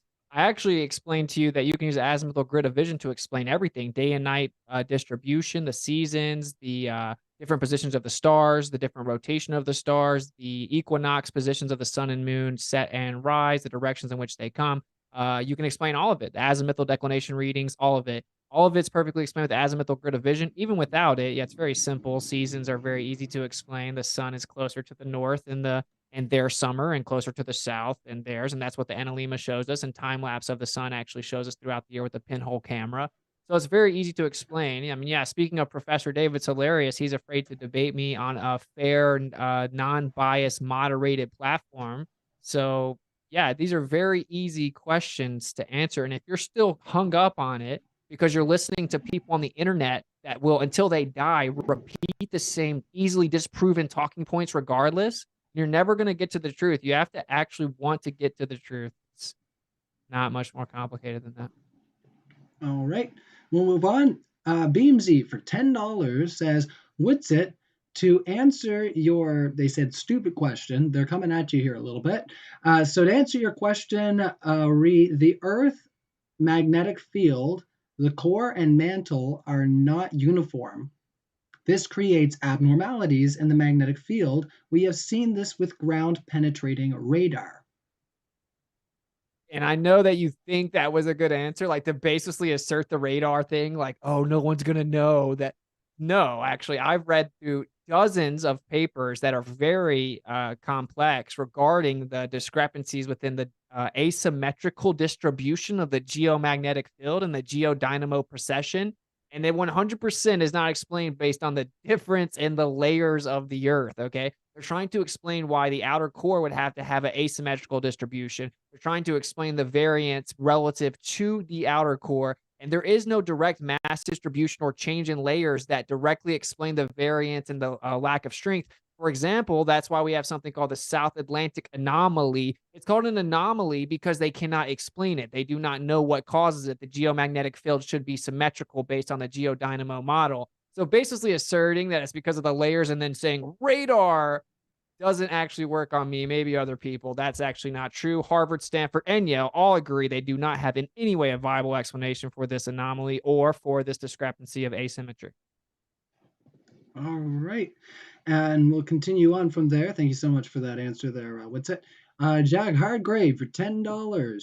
Mark, can you explain why we see entirely different sets of stars in the southern portion of the S hemisphere compared to the northern part of the N hemisphere, and how this is impossible on a flat Earth? Yeah, so basically it's because of the curvature of the Earth will eventually lead you to not be able to see the stars on the other side of it. It's all easily explained on a globe model. It's the reason why Polaris, for instance, will never be seen but below a certain latitude of the southern hemisphere.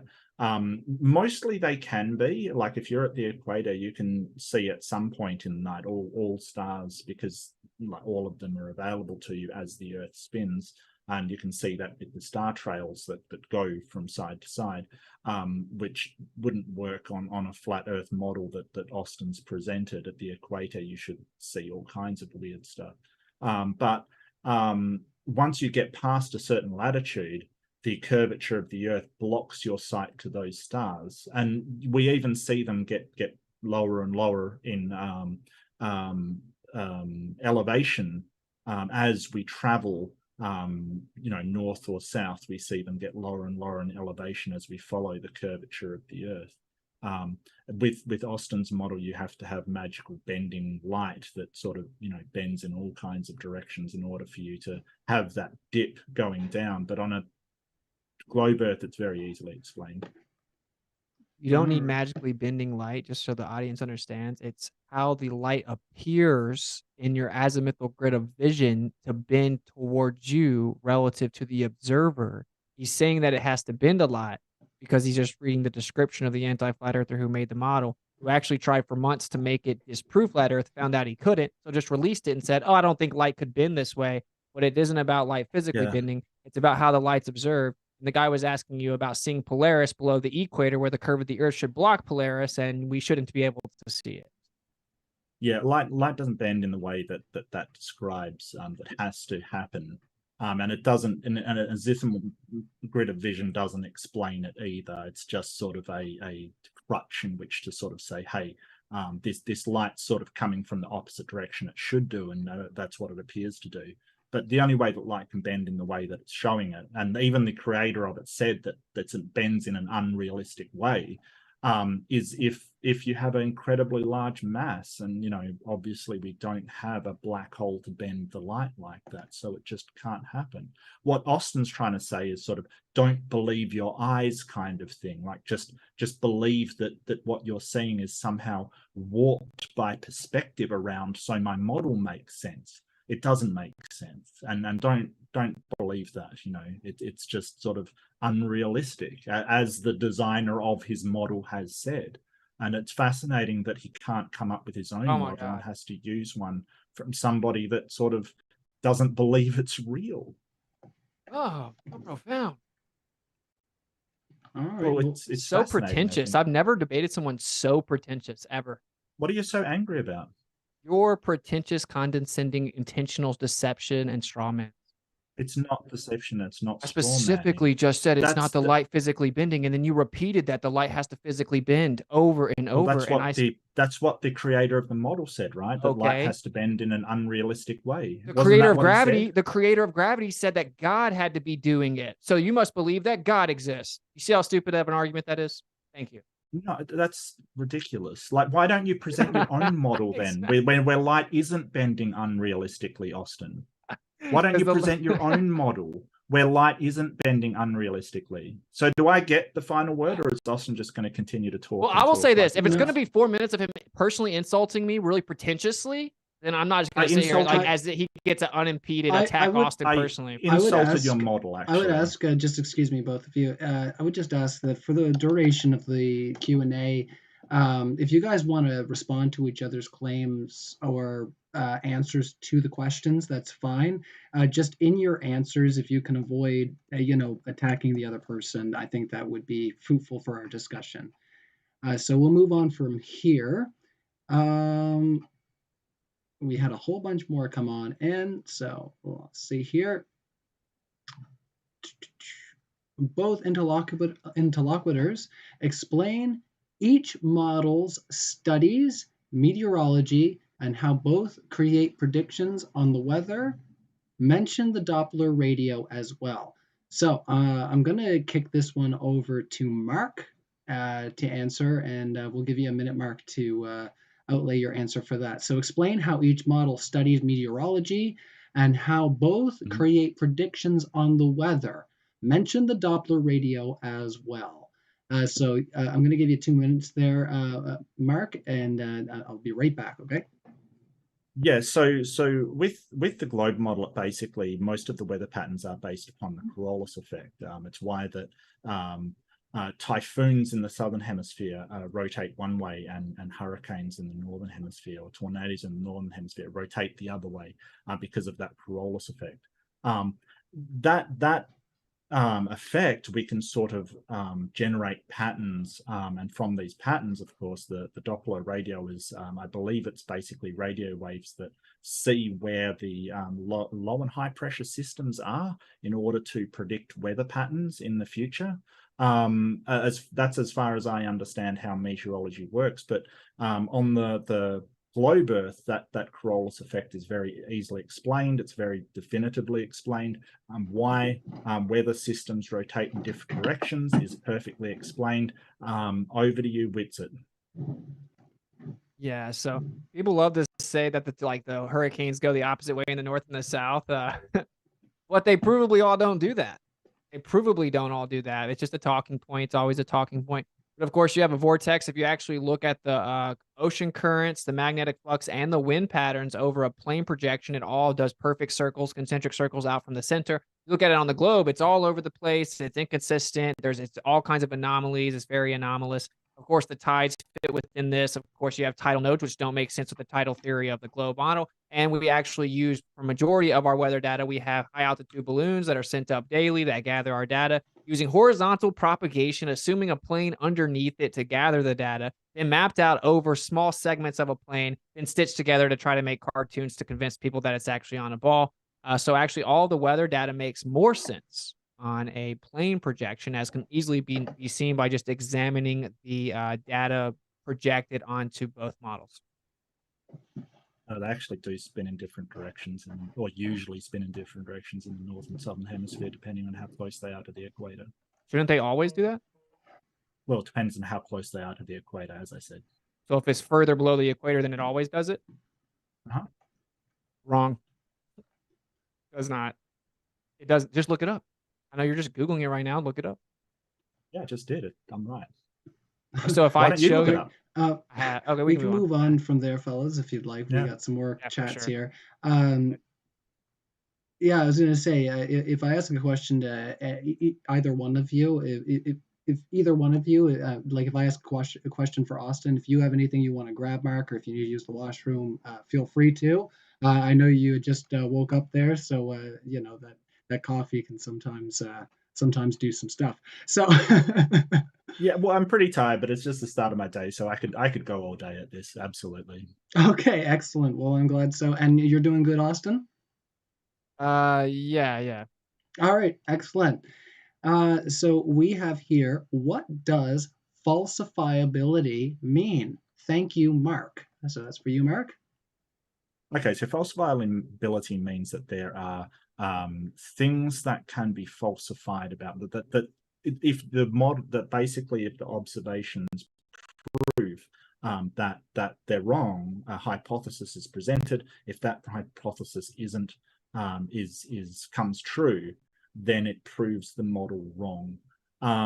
This has been done all the time with globe Earth, and the whole point about it is that you've got to do experimentation and show you're working on that hypothesis. You can't just say if the globe model is wrong, then X, then it's wrong. You have to actually demonstrate that the model has been falsified.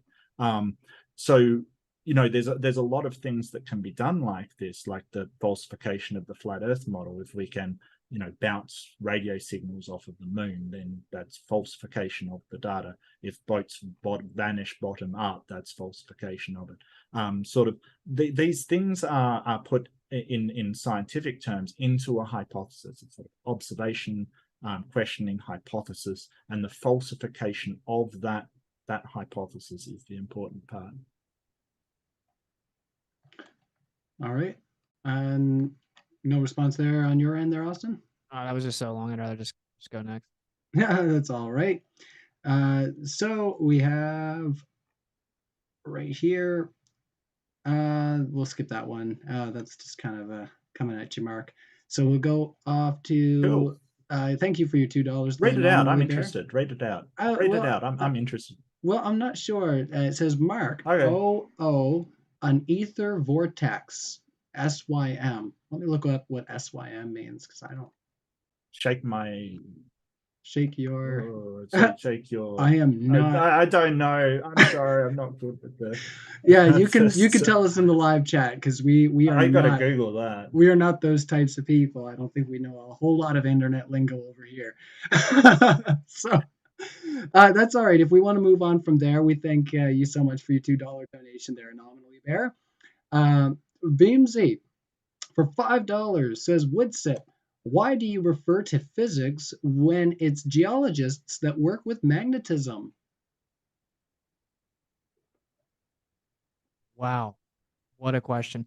So again, the geomagnetic field is a known problem for the current globe Earth model. It is a fact. It is a huge problem. Okay. It has asymmetry. It has the South Atlantic anomaly. It has a greater variance in the magnetic field than predicted based on the movement with the predictions of geology. And when the poles are supposed to shift, it doesn't match at all. It's off by thousands of percent based on using supercomputers at prestigious universities and labs. For the last decade, they have not been able to get a model to even mathematically work, to be able to explain the convection currents coming from the core, to be able to explain any of it, the density distribution relative to the magnetic properties or the variance in the magnetic field, and I could go on and on. It's just a fact. Geology and the geodynamo model with the geomagnetic model do not mesh together at all.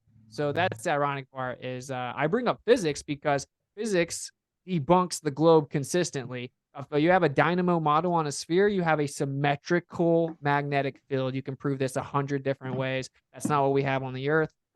And yeah, I point out that physics is bastardized because of a religious bias that comes from the Copernican principle, which was literally brought to us by sorcerers and sun worshippers, admittedly. I think it's weird that people think that's science somehow, that people worship the sun, so they made up a story. All right. So we'll move on. Nick for $2. Mark, you're telling us what to think. Stop, dude. It's coming at you. Look, I'm just presenting the fact of reality. The reality is that the globe isn't, the Earth is a globe. The fact of the matter is that it does spin. The fact of the matter is that we do see the effects of this all the time. The fact of the matter is there is a horizon, and it's caused by the curvature of the Earth. There's no conspiracy. There's no sort of people trying to make you think what to believe or whatever. People are just presenting the facts. This is what scientists do. They go out to try and find facts, and sort of with everything that we've been sort of science has accomplished and discovered and achieved kind of thing. You rely on it for modern medicine. You rely on it for all kinds of things. We just present facts, and the fact is that the Earth is a globe. I mean, I could say the same thing. The flat earthers want me to think that it's a flat Earth. Like, I get that you believe that. It's not a fact. I'm sorry. Yeah, you believe a story that was crafted to you, and it's a pseudo-scientific cult of scientism where you just believe that other people think for you and you hand your thinking over. This is what the globe Earth model does. It convinces people to hand their thinking over to the idea of science and scientist and physicist. But when we get into the specifics, Austin just looks for random things that no one knows about. No, we're actually critiquing the claim with specificity. Again, let me just make this point. This is a fact. You guys should go watch this documentary, Heliosorcery, or you should go to the summit, the True Earth Equinox Summit. You'll learn some of this, which is the way the current model was come up with is all philosophy and religion. Literally, the perfect shapes a sphere, philosophy. Oh, everything must be empty around us, privation, philosophy. Oh, we must go around the sun because we worship the sun because it represents illumination of oneself, philosophy, and religion. And the people, go read Copernicus's writings or listen to Mark misrepresent where it came from. Go watch Heliosorcery, the documentary, and you will find out alchemists, sorcerers, and sun worshippers objectively made the model. And if you think it's reality, then you have to think that they just happened to get lucky with their religion. Truth is, all evidence shows the Earth's not moving, and you think everything's an illusion, and actually the Earth is moving, and their religion's true. It's weird. It's a religion that hates a creator, and you should look into it. Using the word science over and over doesn't change the fact that it's a religion. Okay, so just to sort of get away from the magic of sorcerers and whatever it is that Austin's talking about. Maybe there's dragons in there somewhere, who knows. So there's no sorcerers in science. There's no religious bias in science. A lot of people that do science are Christian and Buddhist, and it really doesn't favor any religion over another. What they focus on, what we can demonstrate to be evidentially true. The whole idea that it's just one massive conspiracy of a bunch of magicians or sorcerers or something like that is just one of the more wacky things I've ever heard. There's institutions that focus on certain things, astronomy, geology, all around the globe, from different countries, different religions. People that are absolutely religious still do science, and that their contribution is really good. There's nothing wrong with that. But sort of Witsit wants you to believe there's a big conspiracy. Well, it's just not true. There's no conspiracy. There's no sorcerers. There's no sort of sun worship. Nobody bet $5 grand on the it. sun. Excuse me. I can't sit here for There's 5-minute no monologues sun each worship. time, man. You just did that, Witsit. Because you went, then I went. Now you have another 10 minutes, and then I have to sit here for another 10 minutes. You just did that. I'm trying to be Witsit, cool, man. you just did that. We have whatever, so many questions, so we don't have a whole lot of time. A sermon every time. It's fine for us then to have... why do you do it, Witsit? Because you went once, and then I went once, but then you want to do another sermon at the end of it every time. Look, the way this works is the person that was asked the question gets the last word. Okay, the way it works is I have stuff to do. So yeah, can we try to respect each other and come to an agreement that we'll both try to keep it more concise? Sure. Thank you. I'm fine with that. Excellent. I appreciate you guys being so cordial with one another. I think that's why when you guys suggested having another debate, I thought, why not? You guys really do seem to communicate just fine as far as expressing your ideas to one another. Despite some interruptions, this has been great. So what we have here is we'll continue on with our discussions. We have T. Baggins for $5. It's more of a thank you to you, T. Baggins. If you want me to read it out, but it's not really a question. It's more like an attack. So we can move on from that. Zian Talks, $10. Wit, you don't have to answer for all things, so I am right, in quotation marks. So, sorry, I read that wrong. Wit, you don't have to answer for all things, so I am right. It's a giant argument from ignorance using his logic. I should reject all flat earth claims that have no explanatory power. Right, Witsit? Sure. And we should apply the same logic to all globe earth claims that have no explanatory power. But that's the point you guys keep missing. And you just want to say, if I can come up with one question I think I can't work out on the flat earth, globe earth becomes real again. Incorrect. Okay, we can't explain tons of stuff on the globe. I just told you the core model, the geomagnetic model, the geodynamo model, the axial rotation and precession matching with the core model. The fact that you can't actually explain the Michelson-Morley without just presupposing that there's a whole new dimension and changing all of physics. You can't explain Mercury's perihelion shift. And you extend that into the rest of the universe, and you have a discrepancy of 95%, 86%, or 83% of the matter has to be something that's unidentified, undetected, blah, blah, blah. Oh, you're changing the subject. No, the globe earth model makes all these claims. And if you can't explain all that, then someone like Mark would say, that's how science works. We don't know everything. But if a flat earther doesn't know literally everything about all of existence, then the earth becomes a ball again. That's a very ignorant way of going about it. It just shows that you have confirmation bias and cognitive dissonance. And just to reiterate the last part, objectively, no matter how many people say, gaslight me and say dragons and stuff, it was come up with by sun worshipers. You can go research it. That's a fact, okay? No matter what anyone says in the chat about me lying, go research who came up with the heliocentric model. This is hilarious. Witsit goes, can we agree to be concise? And then goes on for minutes and minutes on end, bringing up multiple topics after. There was maybe 1 minute. Oh, sure. Yeah, no, that's time dilation. We don't want to spend too much time commenting on. Yeah. It's okay. So this is the whole problem. That like flat Earth has huge problems in it, and you can point them out. And they can't really give a model to explain how they're overcome. That they want us to provide a model that covers absolutely any question they've got to cover. And this is what Ozian's trying to say. That if they don't provide a model, it can cover everything, and they don't have to provide answers to anything, because what they're doing, and notice that most of Witness, what evidence has Witsit presented for a flat Earth? Not against a globe Earth, but again for a flat Earth.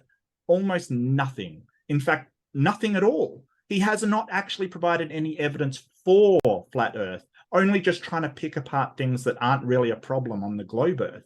But you can pick apart tons of stuff on a flat Earth that, you know. Oh, that was 30 seconds, Witsit. A minute, maybe. Cool. Next. Yeah, let's continue on from there. That's fine. So, hypocrite. Excuse me. Yeah, we're going to try to avoid that if we can. We'll continue. $5 from Michael Loyne. There we go. Based on the assumption of a non-rotating flat Earth. That's in quotation marks, and the quotation is to NASA. The Earth is flat 100%. I don't. What's the question? I'm not sure. I think they've made a declaration, so we can move on if that doesn't seem fruitful for conversation. I think they're talking maybe about, like, in one of the NASA training manuals somewhere says we assume a flat plane for this exercise, and it's sort of some flat earthers have taken it to mean the Earth is flat, so says NASA. But it's just to simplify the calculations. Okay, we can move on. We don't need to hear you repeat the script. I was just trying to. Well, you were reading into the question to repeat a script with strawman fallacies built in. It's boring. Look, they asked a question, Austin. I was trying to find out what, you know. We were about to go on a minute explanation of the documents from NASA. I summarized it in 3 words. Okay, I'm just trying to help us out. Well, that's all right. It depends on whether you guys are pressed for time. I know we've been going for a little bit here. Well, if there's a lot, I'm fine. But when someone sends in a super chat, I address it. It's just being polite. I know you're not cool with that. All right, you said the Earth's flat. You didn't address that at all. So we will move along since Austin is expressing that he'd get us moving here. Sure. Please. Mark, give us 3 things we can do to prove flat Earth to you. 3 things you can do. I'm not sure. I mean, you could basically demonstrate it by maybe showing a photo of it. We've got tons of photos of a round Earth. You could do it by presenting equations in a proper way that shows that light can bend, or our perspective changes in this way. Correct equations with mathematical proofs to show that this is happening. Or you could produce some sort of written paper that has been reviewed by physicists and people that know exactly what they're talking about, that show that the Earth is flat. Easy. All right. And we'll continue on for there. Siggy Sigwald 666. The angular size of the sun doesn't change, which should definitely happen if the Earth was flat. That alone should be enough for any reasonable person. I'm so sorry. I was trying to read that question, and instantly all I could hear was you're fine. Iron Maiden in my head. So the angular size of the sun doesn't change, which should definitely happen if the Earth was flat. That alone should be enough for any reasonable person. And up to you. Yeah, if you don't actually understand it, and you can show that focal points don't change, you can show all kinds of different conditions. We have like 10 different demonstrations that show the angular size of a light wouldn't change. In addition to that, it would depend on the medium that it's in and what's between you and it. And of course, the most important part is actually we have an azimuthal grid of vision, which explains all of that perfectly, including the position, the declination, and the actual apparent size.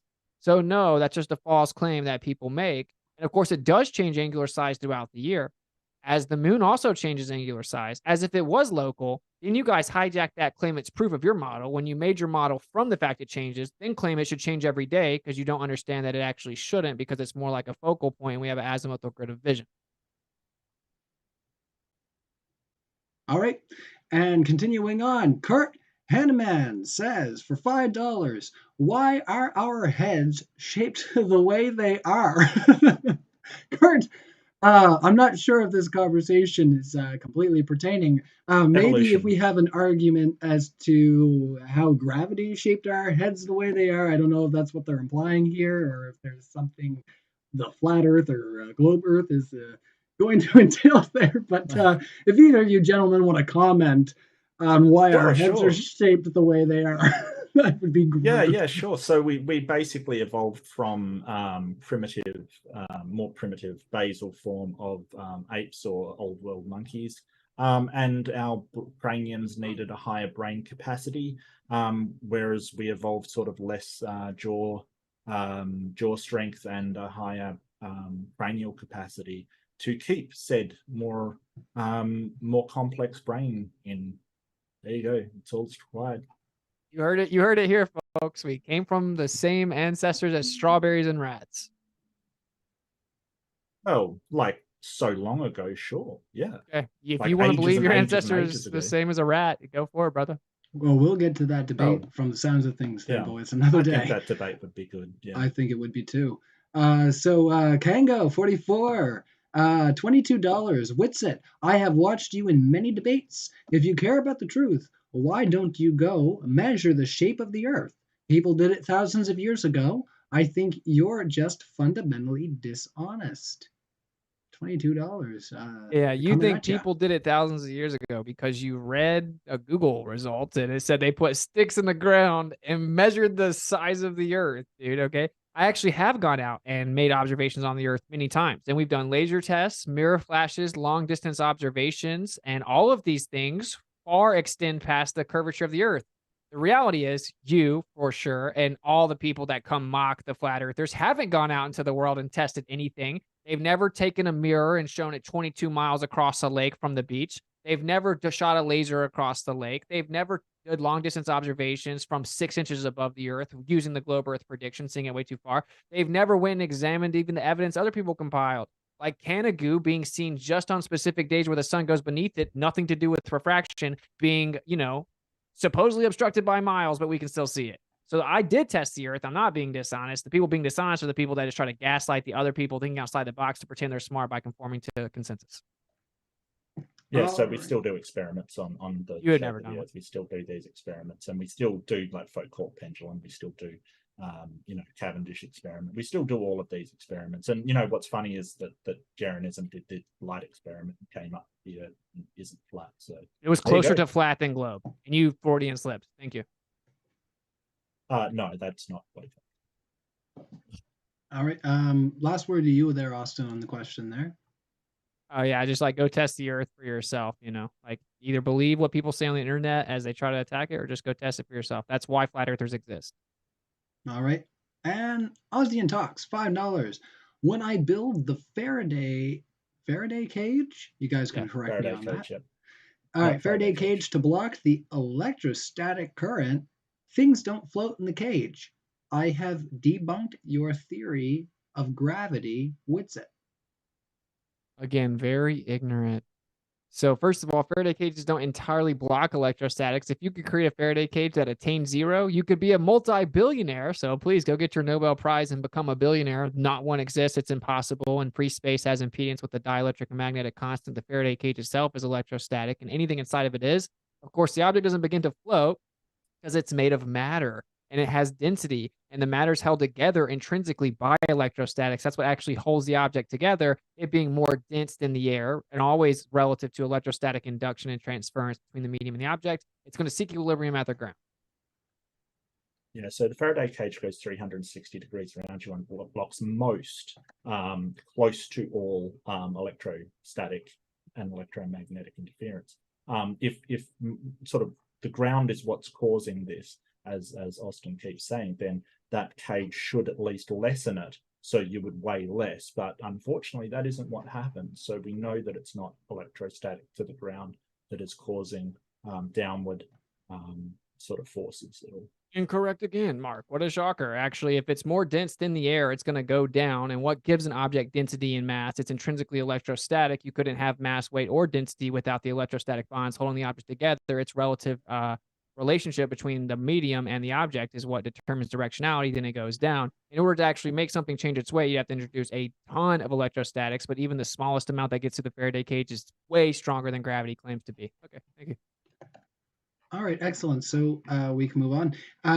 Just to repeat myself from earlier, if either of you have anything that you want to do right quick, if you need to use the washroom, I know that we have a long Q&A that's coming up here, so Oh, I oh can. yeah. Then let me use the bathroom first. All right. Austin needs to use the washroom. I hear that. So I'm going to get a question for you here, Mark, because we do have a lot of questions here. Mark from DJ Bergie for $5. Mark, book a flight from Chile to Australia with one or two stops. Why are these stops in Lax, Houston, etc.? The flat Earth model makes sense. Round doesn't. Yeah, so it just depends on what airports they're going through and what flights are available. I don't think that a flight from Chile to Australia is particularly done because there's not a lot of traffic through there. That's why it's an economic thing, not a unable to fly that distance thing. That's the thing. Like there's a lot more people going from Perth to South Africa and South Africa to Perth than there is going to Chile. The whole point is that if the flat Earth was true, that flight from Perth to Johannesburg would not be 11 hours. It would be a lot more.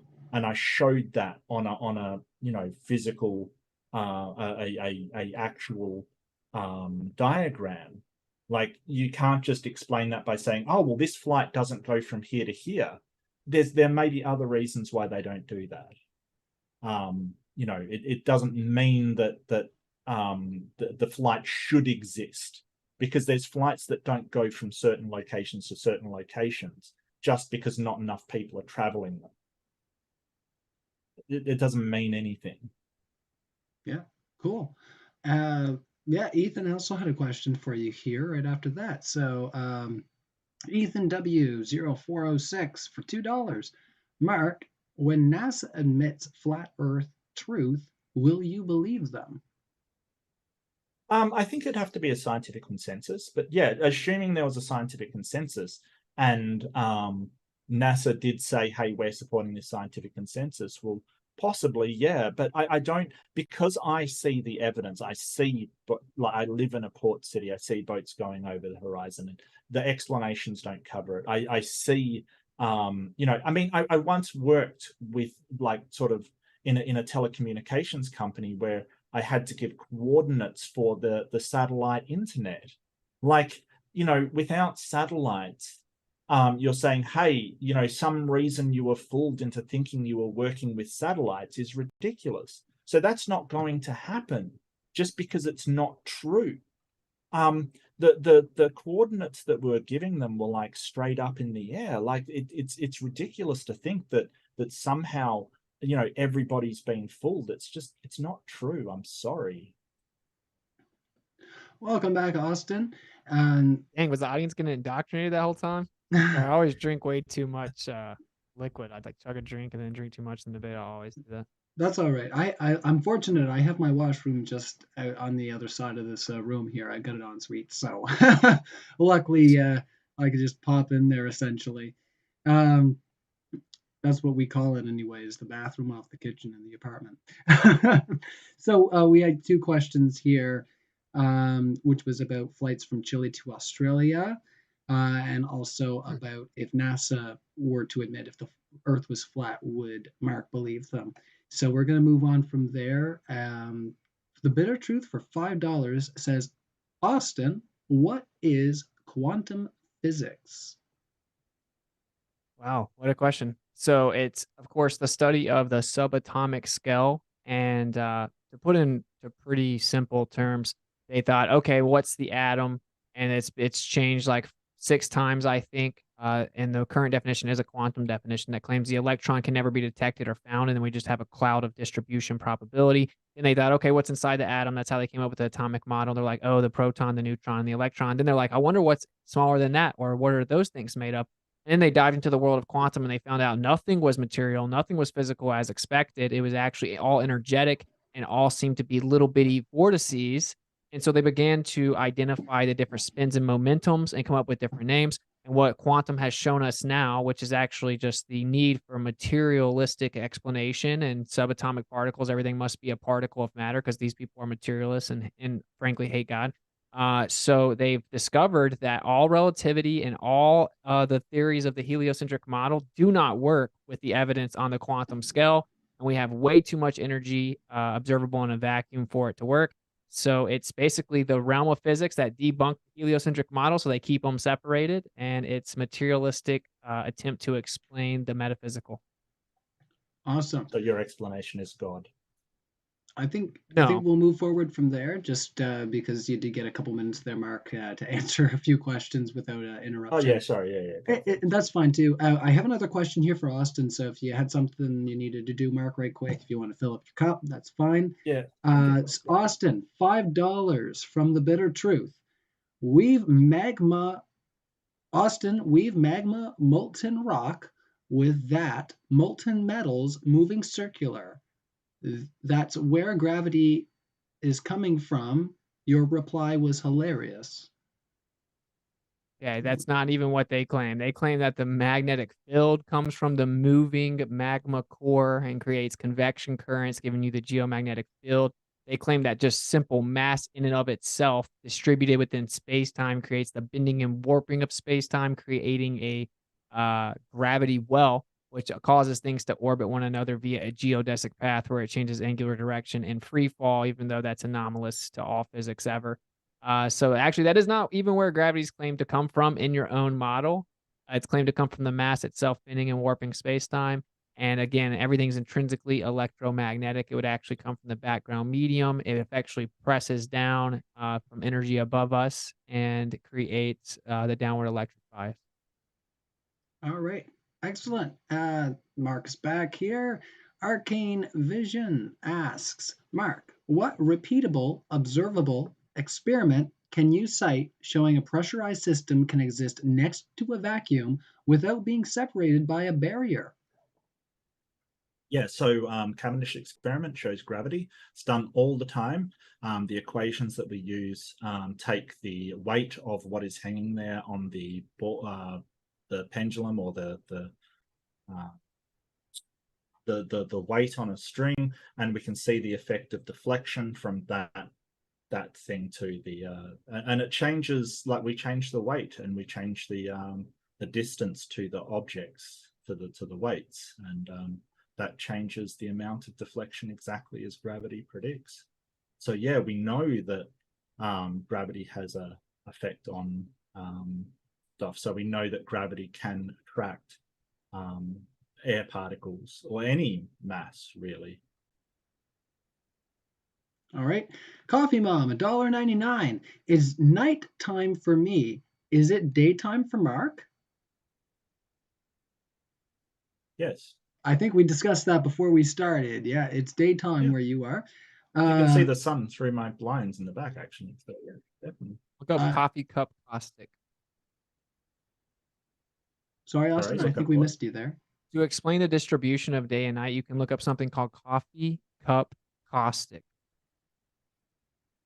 I think that's appropriate since our commenter was Coffee Mom. So there you go. Check it out. That all works out. So yeah, you all want me to turn up my preamp. Now I'm talking to my mic and my mustache keeps getting caught in this microphone. Oh, hurts. See, I took the pop filter off. That was a mistake. Yeah, just let it keep growing, man. Eventually you get past the awkward stage. Oh, I'll pass the awkward stage. I've done that a few times, but not for yeah. you. Yeah, I was gonna say I had it about as long as yours before I did shave it off last time. So, Right. but it was getting pretty bad. I didn't keep it quite as nice as you keep yours. I need to keep it. I'm a rock star. I'm a rock star through and through. So there you go. Nice. Keep it messy. Yeah. So Siggy Sigwald, $5. It is easy to misrepresent you. I'm gonna clean this up just because there's a little bit of name calling here, and there is a question hidden in it. So I'm just gonna clean it up a bit. It is easy to misrepresent you, Witsit, especially with all these moving goalposts. Yeah. So the truth is that there is not a model for either side of this discussion. Okay, you have models for specific phenomena. There is no globe Earth model that answers everything. That doesn't exist.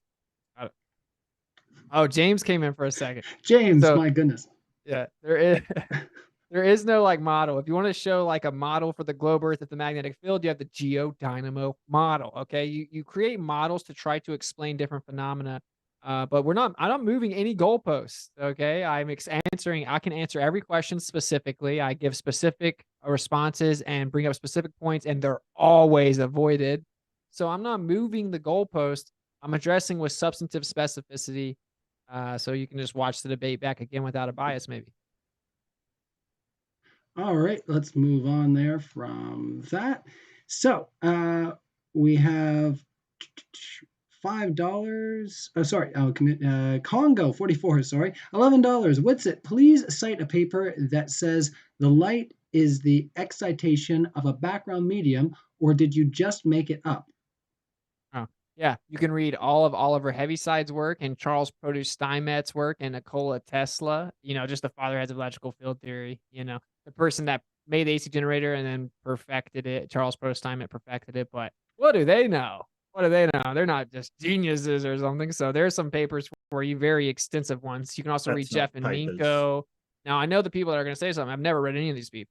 Probably couldn't read them, frankly. And it's all good. Yeah, light is nothing more than the background medium excited. And that's why we have all kinds of paradoxes within the current understanding, because it seems to be instantaneous. That's not citing a paper. Citing a paper is saying, hey, here's the name of the paper and this is who published it, kind of thing, citations. Okay. Discharges, waves, and impulses, Charles Produce Steinmetz. Okay. All right. Let's continue on here. So $5 from Nick. Mark, are you paid by flat earthers? You create so many of them. We can skip that if you'd like. No, I wanna hear the sort of things that they got to say. That's fine. Like no, and I'm not paid by anybody really. I just I really care about the truth, and I don't think we should be basing it on such a bad science and sort of things that can't be explained, and sorcerers and magic and things like that. So very bad for our society to believe in these things. I agree. The heliocentric model's got to go. All right, excellent. This thing that you've cited appears to be a book. Yeah, it is. Yeah. All right. Well, that's not a paper. Okay. Well, sorry. Yeah, a book's not a paper. Anyone can write a book, right? Do you know who Charles Produce Steinmetz is? No, but they asked for a paper. Oh, you mean like a peer-reviewed paper? Yeah. That's crazy. I have a peer review article that says 70% of peer review is wrong and it's completely flawed and based on belief. And it's peer-reviewed. So I don't need a peer review. Gotcha. We need scientific empirical evidence, not people's opinions run through the filter of bias and only accepted within the current paradigm. People's opinions like a book? Okay. No, it's built upon all experiments. If you've ever read Charles Produce Steinmetz, you would know he did thousands of experiments. Well, they asked for a paper, so you giving a book is a bit weird, just weird. Okay, well, everyone believes in the quantum definition of light and the special theory of relativity because it's the only way to explain the heliocentric model. Maybe. So, okay, maybe Mark's all over your head. Come on, man. All right. Well, maybe you just gave a book because you wanted people to believe it was a paper. No, I just explained where you can find the information about that before the confinement of the special theory of relativity, which shows the quantum definition of light, which I know way more about than you. That's why you keep interrupting me, so we can just move on. Not what you actually said it was. You said it was a paper. It's not. I just cited. It's more dishonesty, really. It's dishonest. That makes you feel better. Hey, this is a paper, and it's not a paper. You couldn't even comprehend the first page of that book, Mark. So please calm down. Okay, well, I'll get it and read it, and then we'll see if I can comprehend it. No, you won't. Okay, well, Witsit just wants to throw out, just... Hey, I'll debate you again once you read the whole book, and we'll talk about the book. All right, excellent. So I got to use the washroom. I'm doing the dance of 1,000 bladder knives here. So we got a lot more super chats. Maybe after we debate evolution, Witsit. I don't know if I want to debate you again, man. We'll talk about it. Well, I want to debate evolution. Evolution. You had some stuff to say on it, and so I'd like to debate. Why do you care about my opinion on thing if I'm so stupid? I didn't say you were stupid. You insinuated it. You were stupid. Let's talk about the format after, because if not, then I'm gonna just burst open here. Because... You got it, bro. Go ahead. I was gonna say. I said you were wrong and that you were being dishonest, but I didn't say you were stupid. All right, Okay. let me ask the next question here, guys, and then I'm just going to dash out for just 1 second. Nick B, $5. Austin, how are constellations in different continents? I can't see the constellation Crux at 29 degrees above the equator, but I can see it in Brazil.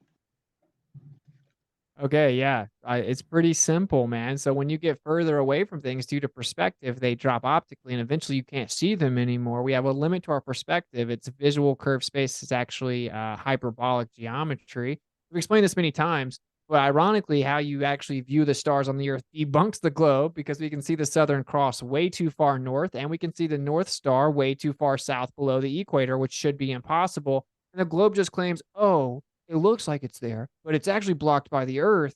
It's just lifted up and refracted from 300 light years away. Okay, that's a very enlightening claim. Okay, so the position of the stars don't debunk flat Earth unless you don't understand it. Mark, also with the Cavendish, dude, you said that the when you change the weights, it always matches the gravity prediction. That is objectively not true. It's known to be one of the most inconsistent experiments ever. They stopped even No, it using isn't, them in Austin. universities, and I'll bet you $15,000. I'll pay you in increments over the next few years as I can try to get it up. If you can prove to me that Cavendish is perfectly matching the prediction of I never gravity every said time. perfectly. I Said never said exactly. You perfectly. said exactly. It matches what we expect to see. Yes, Witsit. It matches what Incorrect. we expect to see. What's the No, it does. p-value? It does. So, like, do you have any reference for this that they basically are saying it's inaccurate in these universities that you want to bring up? Sure, yeah, it's very inconsistent. Oh, You didn't know that's that? just you saying it's very inconsistent. Where is I'll that drop in the I'll drop another universities saying paper that? for you. I'll drop another paper for you. Do you Oh, even know what okay. the Yeah, like p-value is? another book. Is this going What's to be a book as well? why are you so hating? Why do you think books aren't valuable? No, I think books are valuable, but they're You not a read books? paper. Do you understand the difference between a peer-reviewed paper and a book? He didn't say peer-reviewed paper. He said a paper. Did you know that Okay, books have paper so in it? Richard Dawkins wrote a book called The Selfish Gene. Is that true because it's a book? Is it true because it's a peer-reviewed paper?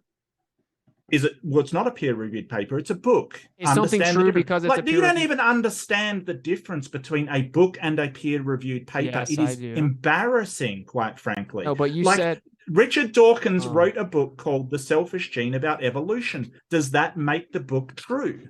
I never said that just because someone wrote a book that it makes it true. People write all Then what are kinds you of saying? contradictory books, but what you seem to be insinuating is if it's a peer-reviewed paper, then it must be true, even though there's tons of peer-reviewed papers that contradict themselves. And I have a peer-reviewed paper from the Royal Society of Medicine saying that the peer review process is incredibly flawed and flooded in bias and belief.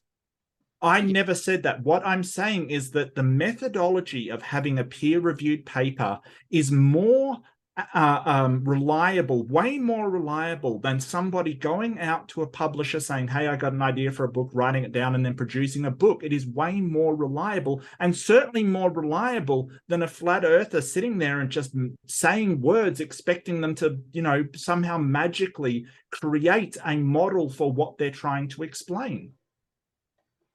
Okay, I'll drop 5 different peer-reviewed papers in the chat right here that explain that peer-reviewed is a flawed process. Well, maybe drop one that says the Earth's flat while you're at it. There you go. There you go. Always change the subject in Gaslight. We can move on.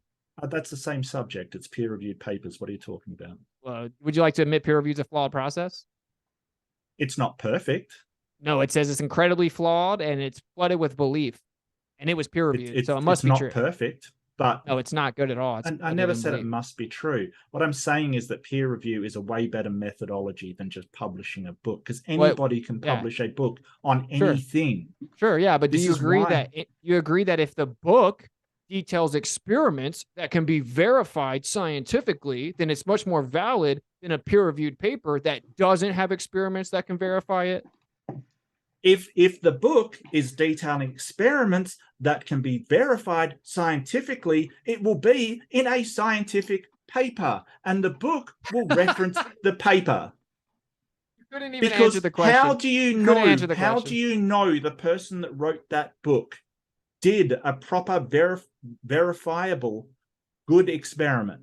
Because they've been done hundreds of times since. they've been done, like the Cavendish experiment, for instance. No, you always change the subject when you're cornered and disproven every time. Yeah, it's because you've got a completely warped sense of like, well, we should trust this book, but not this other book. I mean, I know what book you trust, Austin. What I said is it has to have testable, verifiable claims that can be demonstrated empirically with evidence that is then verified. Someone does it, puts it in a paper, and submits it for peer review. But there are peer review papers that make contradictory claims, and you don't have to have a scientific experiment verifying your paper to publish it. That doesn't mean you should trust a book. I said you should never just trust it. It should be independently verifiable via scientific experiment. Fourth consecutive straw man. That's all you have. No, and you're straw manning my position because I'm saying that the methodology behind peer review is way better than a book, and you keep going to this book and hassling peer review. If writing a book was more reliable than peer review, you would have a point, but you don't. Fifth time you straw man me. It's not if it's in a book. Doesn't matter if it's peer-reviewed paper or a book. Neither one of those things makes it true. It is that the claims can be independently verified with scientific experimentation. Now monologue about how I'm saying books are better than papers again. No. What I'm saying is the scientific experimentation is the peer review process. I don't know why you don't understand this. Wrong. When you're saying, hey, it should be up to scientific experimentation, that includes the peer review process. What is wrong with you? Can I share my screen? Can I share my screen, please? Because I'm so tired of this. What are the stages of the scientific method? What are the stages of the scientific method? We are in Q&A, but this is, if you want to share your screen, I think this is fine because we're really getting into a lot of good meat in the discussion. So yeah, I think this is very important. Yeah, so like here's a peer-reviewed paper, okay? Journal of the Royal Society of Medicine, peer-reviewed, a flawed process at the heart of the science and journals. Everyone should read it. Obviously, don't just read the summary and the conclusion, but peer review is at the heart of the processes of not just medical journals, but all of science. It's the method by which grants are allocated, papers published, academics promoted, and Nobel Prizes won. Yet it's hard to define and until recently been unstudied. It's been unstudied, okay? So when we come down here, you can read all of it. It covers the bias, okay, with specific examples. It's inconsistent, okay? It's slow and expensive. We come down here, okay? The abuse of peer review. Oh, it explains there are several ways to abuse the process of peer review. Come down here further. Blinding the reviewers of the identity of the author is rarely ever done. It's never been tested. Opening up peer review, training review. We come all the way down here.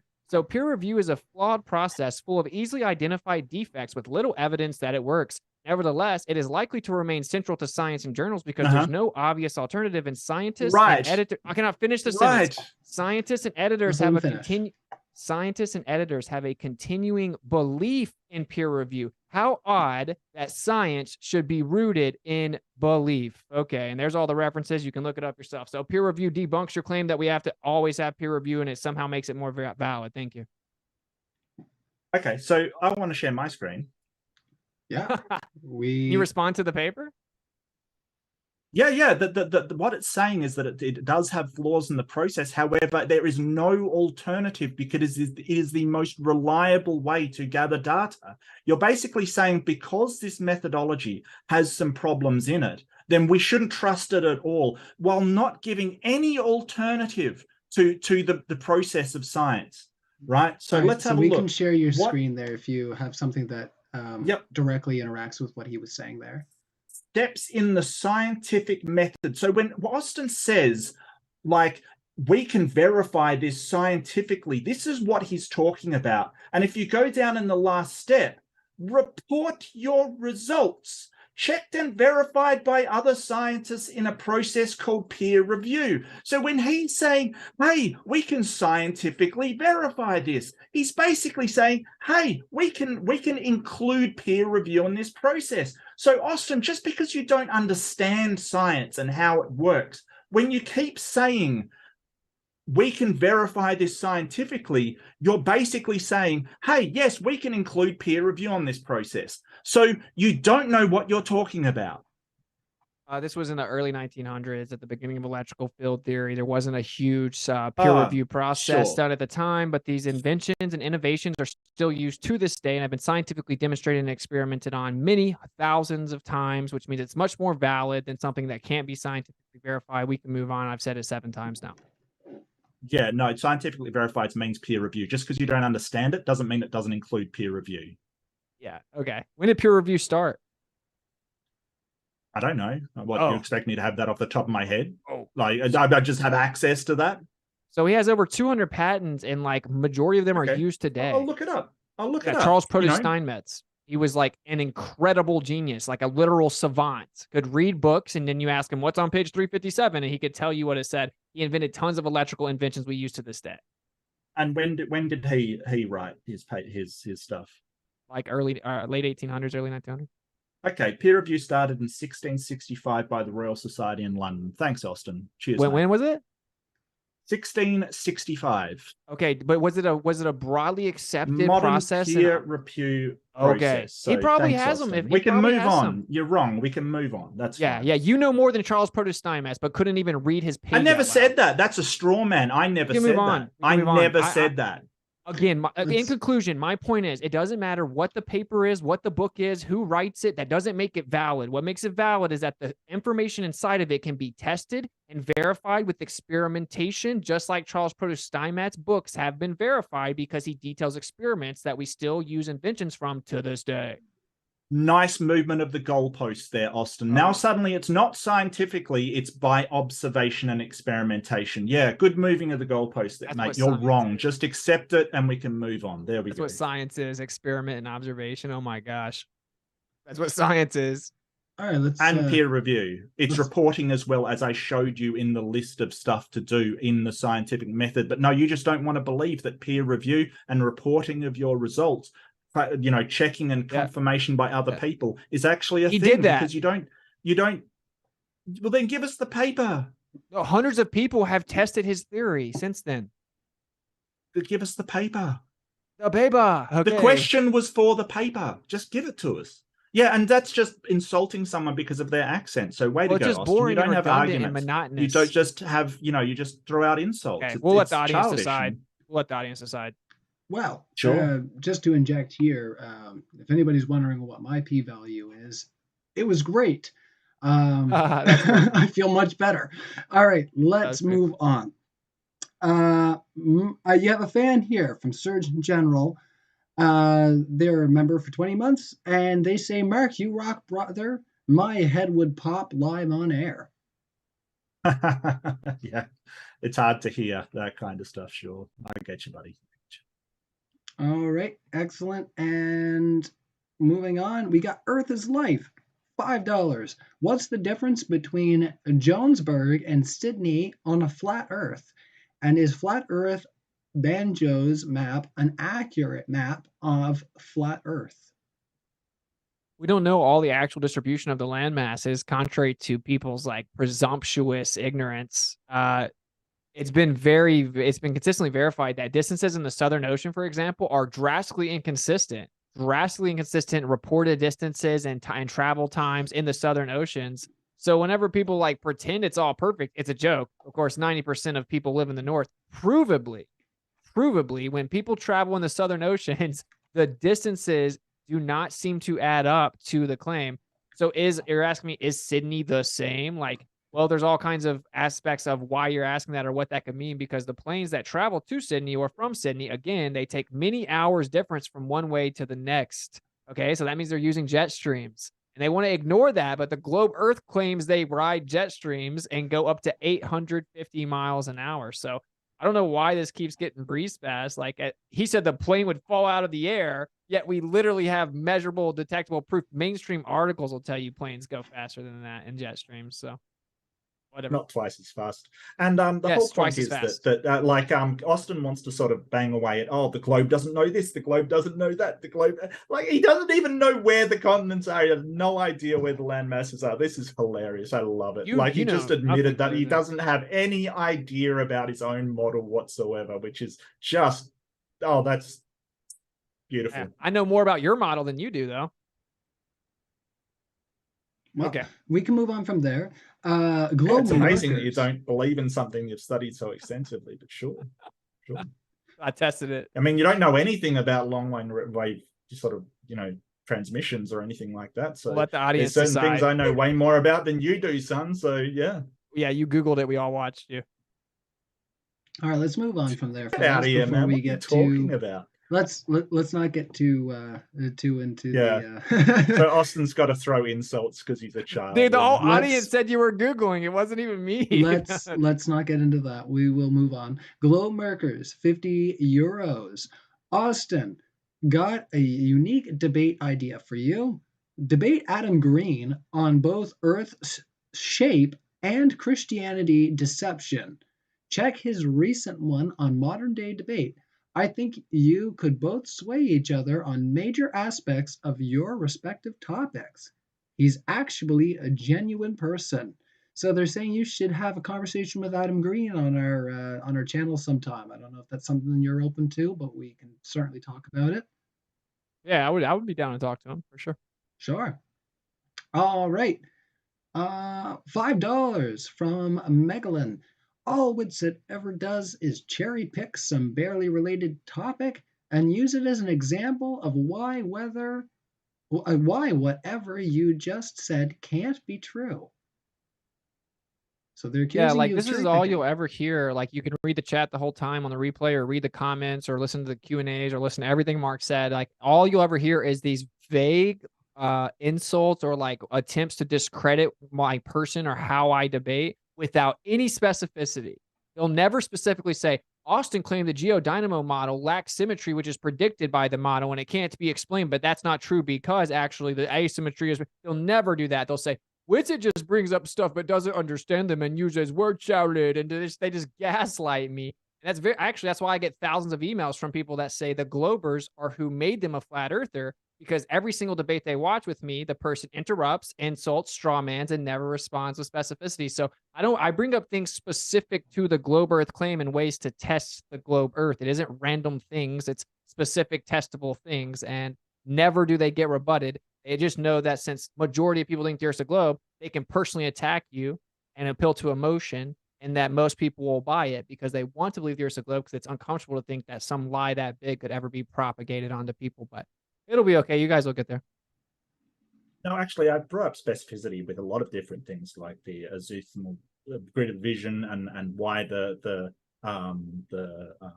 stars couldn't be seen from certain directions, and the bending of light that relies on, and all throughout this debate, Austin has interrupted, gaslit, strawman, and used insults. So this is sort of where I point out the hypocrisy of the person saying, hey, this is what they did, because he's been doing it all debate as well. So I mean, if he wants to be a hypocrite, sure. I mean, that's fine. And appeal to emotion. Of course, he's used appeal to emotion. He's even used appeal to religion. I mean, it's ridiculous. So I think people in glass houses shouldn't throw stones, Austin. We'll let people with competence rewatch the debate and see. Sure. All right. Let us do that. And $5 coming in.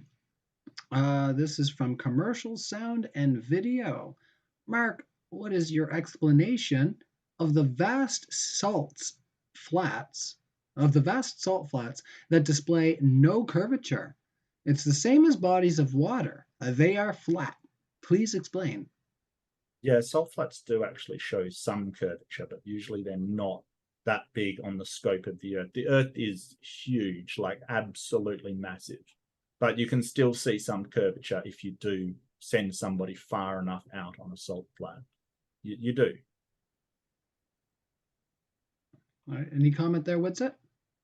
Yeah, we can shoot lasers over the salt flats way too far without physical obstruction. We can see way too far over the Earth. We shoot radio transmissions way too far over the Earth, and they just always say "nuh-uh," or they use the word refraction, or that he didn't know he should have used the word diffraction, and it still doesn't explain it. So it's actually wet ground conductivity is one of the explanations. He doesn't know that though, but anyway, they always explain things away with unproven phenomena. But I encourage you to go test the Earth yourself. The salt flats is a good place to test it. You can shoot a laser over it. Last word to you, Mark. Yeah, go for it. just make sure that you're using proper instrumentation, you are considering all variables, and you are, repeating the experiment. So yeah, go for it. All right, excellent. And we'll continue on here. We have all, yeah, I was gonna say, we got a whole bunch more that came in. So I'm just gonna scroll down here. It's a little bit of an insult, so we'll continue on from there. Let's see. That's the same one. It's funny. So this is Earth is Life, $10. It's funny how Witsit describes the flat Earth as a plane and the sun circling around the equator, but then claims that the model is a straw man when we show its obvious and glaring flaws. Notice how he didn't say any of the glaring and obvious flaws, and he did the very thing I said the last comment, which is all they have is these vague chanting claims of victory, right? I explained that all of the positions of the sun are explained perfectly with the azimuthal grid of vision. He keeps saying that light would have to bend like it couldn't because he finally got down to the description of the model during the debate and then repeated what his critique was. But the light doesn't physically have to bend at all. It's an optical illusion of it bending relative to you within your azimuthal grid of vision. This can be verified many other ways. Oh, in addition, we actually can use ferrocells. If it's in a fluid-like medium, then the light will illuminate the distribution of the density of the fluid, just like in a ferrocell, and it'll make the light look like it's bending in drastic ways all the way around. It can do a full 360 bend optically based on the density distribution and, of course, azimuthal grid of vision. So anyway, there you go. The sun moving over top of the Earth in circles does work. I don't have to know that that's exactly what it does, but it would work. All right, we'll continue on. Coconut cream pie, $5. Physics says that large astronomical bodies have to be circular due to gravity. Come on, Witsit. It's one of the requirements to be on a planet. Or be a planet. I'm so sorry. It's one of the requirements to be a planet. Oh, so if we presuppose that the Earth's a planet, that was come up with a philosophical weirdo belief that the perfect shape's a sphere, and we look out in the sky and we see the stars and the lights and we say, oh, we must be one of those, even though it all moves around us. And we say, actually, it just looks like it's moving around us. We're moving through it, and just it's an illusion that it all resets over top of us. Then there must be something called gravity, or it couldn't exist because we have to explain the oceans bending around convexity and how the Earth could actually be a sphere in and of itself. Then what causes us to go around? So if we make all of those assumptions that are unfounded and antithetical to all empirical evidence, then gravity must exist. Therefore, gravity's real, I guess. But no, of course, that's called affirming the consequent, begging the question, and reification fallacies is fundamentally logically bankrupt. So no, I explained the only actual phenomena has to be explained regarding gravity, and it's all intrinsically electromagnetic. The smallest scale, electrostatics, for example, is 10 to the 36 power stronger than gravity and claims to be, and quantum has never found gravity at all anywhere. So that's unfortunate for you guys. Yeah, so this is the same thing that he does. He basically assumes that the Earth's flat and then basically, creates an optical illusion that you can see 270 degrees behind you to see stars in the opposite direction. So that, that he's doing exactly the same thing. He's assuming that everything's electromagnetic. That's, his model that he presented, even by someone that disagrees with how the light actually looks in that model, who created the model. Whoops. He basically, that is reification fallacy as well. So, this is the whole problem. He's basically saying, hey, your model has specifications. I disagree with those specifications. My model has no specifications, so it can't be wrong about anything. It's just basically an argument from ignorance. He's going to keep repeating the same script, so we can just move on. We actually even need him to say anything. He's just going to say the same script every time. Not a script. That's not a script. You claim I make no claims. I make very specific claims. Really, you go into these things where you bring up the azimuthal grid of vision and this. You are the one who is stuck in a loop, Austin. Don't tell me I'm on a script when you're going through the same word salad you always do. Name one thing I said that was word salad. I wonder if you sit in a mirror and practice this to yourself. Name one thing I said that was word salad. Electromagnetic thing. Name one thing. Azimuthal field of vision. because you won't show calculations on it. You won't show your mathematical calculations on it. You won't show any of the calculations required to demonstrate that light can be optically viewed in this way. Why won't you show that? It's Hey, do just, you know what oh, word here's a salad model is? of somebody. Here's a model of somebody that disagrees with me on how the light should be perceived, but I'm going to use it anyway because I'm going to assume a flat Earth. You know what word salad is? Yeah. Define it. You've Word accused me of salad it is when 10 you times, give, so yeah, define it. so when you give very big words and very complicated words in order to demonstrate that you know what you're talking about when you have no model to back it up. That's exactly what Incorrect. it is with it. No, words, that's a different fallacy. Word salad is when the words jumbled together are actually incoherent. It doesn't make a Yeah. coherent, understandable phrase. Yeah. And so that's what word salad is. Now, azimuthal grid of vision is a coherent phrase. Okay. And you explained the reason I was using word salad was because you don't think I have calculations, even though the model does. So you should maybe learn what the word salad accusation actually means before you repeat it for 2 straight years and say it 10 No, times throughout the entire debate. it wasn't just that. It was basically when you're talking about centripetal convergence of centrifugal and all of this stuff just jumbled together, it doesn't mean anything. Like we've pulled apart your word salad, Witsit. It doesn't mean anything because you're not like adhering anything structured to it. If you did, you would be able to present some form of calculation for this thing, but you don't. You just Once say again, it. you don't know what word salad is. When I said Yeah, I do. centrifugal divergence, that's a coherent phrase. It means a specific Not thing. with the rest of it. Centripetal convergence, conjugate, geometric expression, all of this is coherent. Now, maybe you don't understand it, but it doesn't mean it's word salad. You just showed the whole room you've accused me of something the entire debate that you don't even know how to define. I just wanted to expose it because that's what everyone does. And every time I ask, give me specific example of when I used word salad, crickets, they never can and they never properly define it. It's just a gaslighting technique. Let's move on, gentlemen. Austin, if you had something, you would present the calculations, formulas, and the equations the for model. it, and you never do. You never do. You've Let's not move on, got gentlemen, nothing. because we have a lot of questions nothing. here. And we will be here for hours if we don't get a move on. I mean, I don't know if that's fine with you guys. I mean, I love the discussion, so I do want to respect your time, though. So you guys are still doing good for time? Yeah, I'm fine. Yeah. I do agree we should breeze through them. Yeah, I was going to say we have a lot of questions, so we'll try to move through them. If at any time, if you feel like we're taking a little bit too long there, Witsit, if you got somewhere to be, that's fine. We'll try to move it along. Just give me a heads up here. So we have from Eric Erpelding, $5. Ask Witsit about measurements from the transcontinental triangulation and the American arc of the parallel that shows the Earth has spherical excess. Yeah. So this is a measurement from the late 1800s to the early 1900s where they claim they measured triangles and then it showed spherical excess.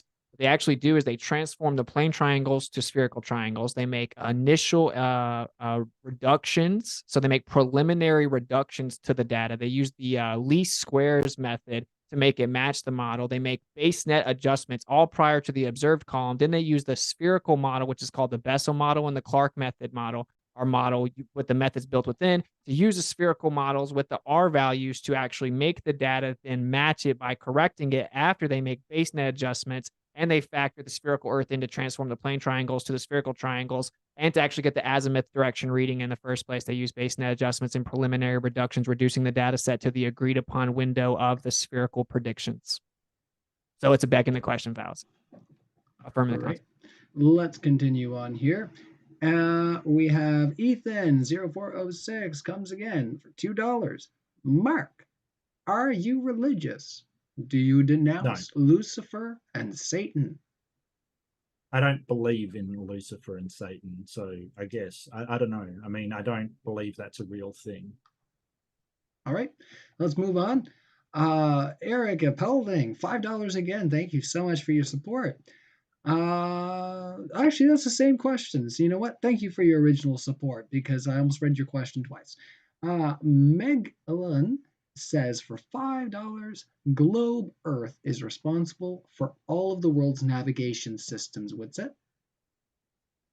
That's patently false, actually. People navigated long before that, and, actually, the foundation for, say, the longitude and latitude system was built upon a flat Earth, and actually, all navigational systems have their foundation on a flat Earth, and they use the azimuthal grid of vision, which gives you optical drop in the distance in the sky. They take that, claim that it doesn't happen, even though it provably does, and then they apply it to the ground and hijack it, and that's actually how they made the sphere Earth model in the first place.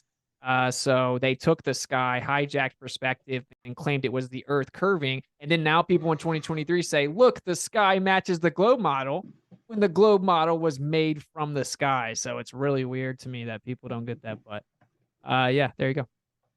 I Yeah, don't know, all gents. modern like navigation and measuring, geodetic surveys, all of this stuff uses a globe model. It's just, Witsit wants to say, oh no, it's our model. No, it's not. It's a globe model. GPS uses the globe. Everything uses the globe model.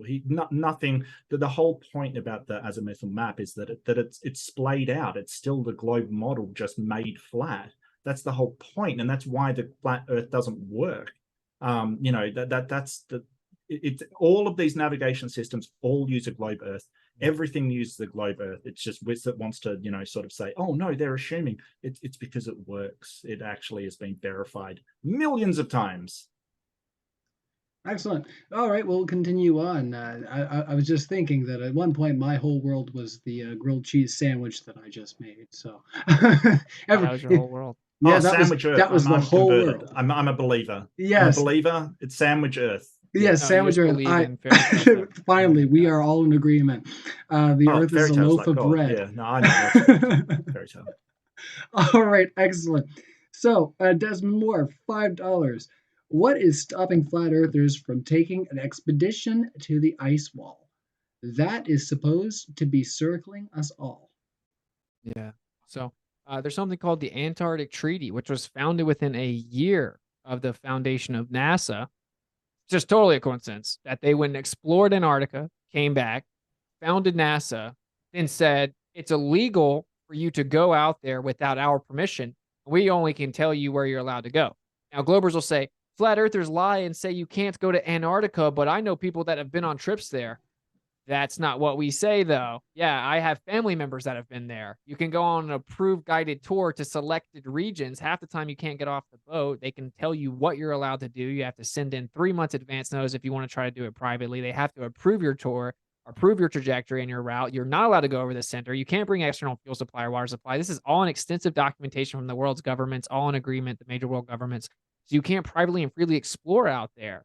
So we don't, that's why we don't do it. And if you were a truth seeker, you would stop gaslighting flat earthers with that straw man when you know that you can't go out there freely and privately.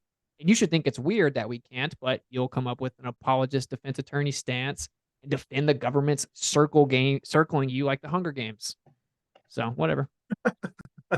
No, look, the Antarctic Treaty says that no military can be on Antarctica. You can still go there. And yeah, the only real way to get there is tours, sure, but that's because most people don't have like massive boats. And there are protected areas in Antarctica because it is a natural resource that people unfortunately can destroy. You can cause these glaciers to break down and stuff. So yeah, Wow. we don't allow. But why doesn't Austin take a ship around? You can take a trip around Antarctica, like a ship Oh, that travels around Antarctica. So why making it doesn't he do that? It's because he doesn't want to. He made doesn't that up. want to find out that his like sort of little silly model is wrong. He doesn't want to find out. He doesn't want to take a trip from Perth to Johannesburg and find out that he's wrong. He doesn't That want wouldn't to prove me do wrong. that. He just wants to interrupt and he wants to sort of gaslight and stuff like that. Yeah. Yeah. Okay. The Nice. audience has seen you've been like Yeah, incredibly they've seen you too, disrespectful. Austin. They've seen you too, Austin. Okay. You can't even go past the 60 south latitude. You can't even see Antarctica from that distance where they don't let you go. You can't take You a can boat, go just go in a past. circle. You can't just go wherever you want. They don't. What would prove the Earth's a globe is you would go from the north, you'd come all the way down, you'd go over Antarctica, then you'd pop back up on the other side, completing circumnavigation, It's never been done in the history of mankind. Globers will claim it has. You can go look at the map, and they dip over Antarctica and they pop back up. So it's up to truth seekers. I, for one, don't want people that will lie and play defense attorney for the government who just shut the world down in agreement, even on this side. Oh, it's So all the conspiracy. Yeah, there it's you all go. just a big conspiracy. There you Yeah, go. it's all conspiracy to get rid of God or do something somewhere. Look, governments Get aren't, rid of you know, freedom, I'm not maybe. playing, Yeah. I'm not defending governments. Look, I'm not Yeah, you are. defending governments, but there's no reason why the government would like make us believe there's a flat earth. It's one of the most ludicrous things. It I doesn't mean, a matter globe what earth. shape the earth is. It doesn't matter what shape the earth is. If a government's going to oppress you, a government's going to oppress you. It doesn't matter what shape Doesn't the earth matter. is. Did you not know that Apart flat's from not a your shape? sort of you Okay. know, religious background believing it. Yeah, if you just don't interrupt me, Austin, that'd Well, be great. it's taking a long time. That's We can move on hilarious. if The you guys would like. hypocrisy on display is incredible. I did talk a little bit too. Fair enough. Yeah, you think? Well, let's try. I did think, yeah. Let's try to be respectful at the end of the debate here. But yeah, I was gonna say it's fine if you want to wrap up what you were saying there, Mark. Yeah, I just, you know, you can take trips. It's ridiculous that you're not allowed past, you know, whatever latitude when people have gone on expeditions to Antarctica, on tours to Antarctica. And this is what Austin doesn't want to find out. He doesn't want to find out, you know, so he won't take a flight in the Southern Hemisphere. He won't actually check his calculation. He won't provide any kind of, you know, evidence at all for a flat Earth. He just wants to pick at globe Earth because it makes him feel better about, you know, things. It's just, I went out and you won't tested the do earth this. for years. Thanks for Yeah, playing. where's your experiments? All over the place. We did all kinds of Oh, observations. all over the place. Yeah, just all over the place. Have you put them in, like, done calculations? Have you done equations? Have you put them down, you know, On equations? Yeah. Very easy equation. Okay. Use the radius value of the earth. What's the radius value of the Earth and how does it 3,959 miles. It's 1.225 times the square root of the observer's height in feet should be where the geometric horizon is. But how does that like? Oh, so now you don't want equations. We can move on. Experiments relate to those. That's how you physically test the Earth being a globe. Yeah, well, I'm a gog. You know, where's these experiments? Whatever. We can move on. Dude, you just did the same thing I said you would do. Dude. Yeah. No, this is what I'm saying. It's just all, you know. Let's pick at this and not. No, I just have. I'm not going to sit here for no. 4 hours. It's fine, Austin. You just let us do that. Let us move on to our next question here. We have one from the Red Fox for $5. Mark, what is now? I'm not sure if I'm pronouncing this properly, so hopefully this is something we haven't delved into yet. Mark, what is the meniscus in chemistry? Also, why does a ball the size of a snooker cue fall the same size whether it's made of iron or porcelain? Meniscus. I'm not sure what that is. That's a biological term. No. Do you know what it is, Austin? Yeah, it's whenever water will conform to the outside. I'm pretty sure, and it'll like curve up towards the If outside. Either of if the you container. want to take a moment, I can check it up. I can look that up too if you want. I didn't Yeah, hear the I'm question. not. I just heard it was for you. Okay, so the something in your reason why knee, and it's something that water does. Well, let's see here. That's all I know. I think that's what it's called, right? The where the water will like bend up. I don't know. Yeah, I don't know. The meniscus. Yeah, no, it's a Yeah, I think I might have had a typo. It's not anything to do with water. Well, no, there is something that sounds very similar that where the water goes up. I don't remember. I don't care. Oh yeah, I see it here. Meniscus. It seems like you might be on something there, Austin. So I see here meniscus in water, cushioning and stabilizing the knee. So it says a meniscus is a C-shaped pad of fibrocartilage that cushions and stabilizes the knee joint. So to put their question in context, what is the meniscus in chemistry? Yeah, it's a curve in the surface of a molecular substance when it touches another material. So it's the water that'll, like, for example, curve to the outside of the container, just like I said. Yeah, I'm aware that water does do that. It does curve when it, like, I believe that it's attraction to the sides of the container rather than... With what? What makes it attract? Isn't it electrostatics? There you go, Mark. Everything is electrostatic. No, everything isn't electric. Name one thing that's not. Can I answer the question, or do you still have to talk, Witsit? Sure, yeah. You just can't name one thing that's not. Yeah, okay. So the question was about gravity. Like, Witsit, this isn't like, I don't know what you're sitting there saying that I interrupt and I do all these awful things, and you'll do exactly the same thing and laugh about it. So Go why ahead, is it man. wrong when I do it, but it's right when you do it? What is 'Cause that normally I'll just make like hypocrisy one there? comment and you'll actually No, no, just no. What's keep that talking hypocrisy through me. there? Why is that fair? I'll try to answer you. Like I'll just make like an occasional comment in good faith exchange, but you'll like Oh, take over and then just not ever yield the floor back. good But faith. You interrupt in good. That's the first time I've heard somebody say they interrupt in good faith. That's awesome. No, awesome, Witsit. That's some high level hypocrisy that you've so it's sort of bad faith. rationalized away there. Oh yeah, of course it You is. should You're rewatch looking the to stream. You interrupt interrupted me. me for an hour and a half, buddy. Let's move on, fellas. Magellan, You interrupted as $10. well. This is the whole point.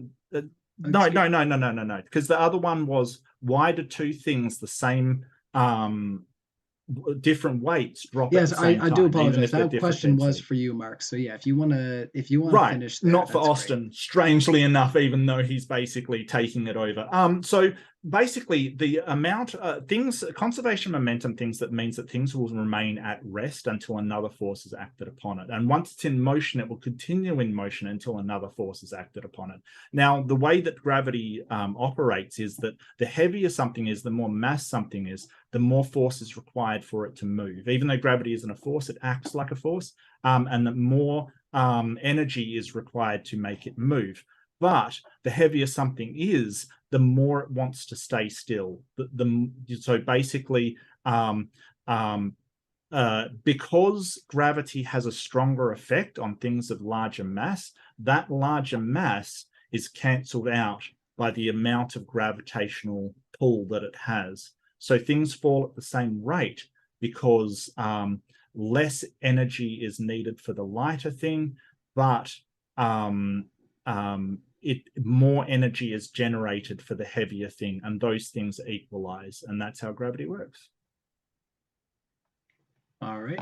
Any comment there, Witsit? Oh, yeah, I mean, it's actually the bending and warping of space time. And to clarify, I jumped in because you literally said Yeah, maybe Witsit can help me with the meniscus, so I had to help define it for. But like, anyway, it's the bending and warping of space time, and it's just a joke. The truth is that you can't have mass bending and or. warping of space-time doesn't explain why things fall at the same rate. I was All right. literally speaking. We'll let Mark finish it there. I think that's great for that question there.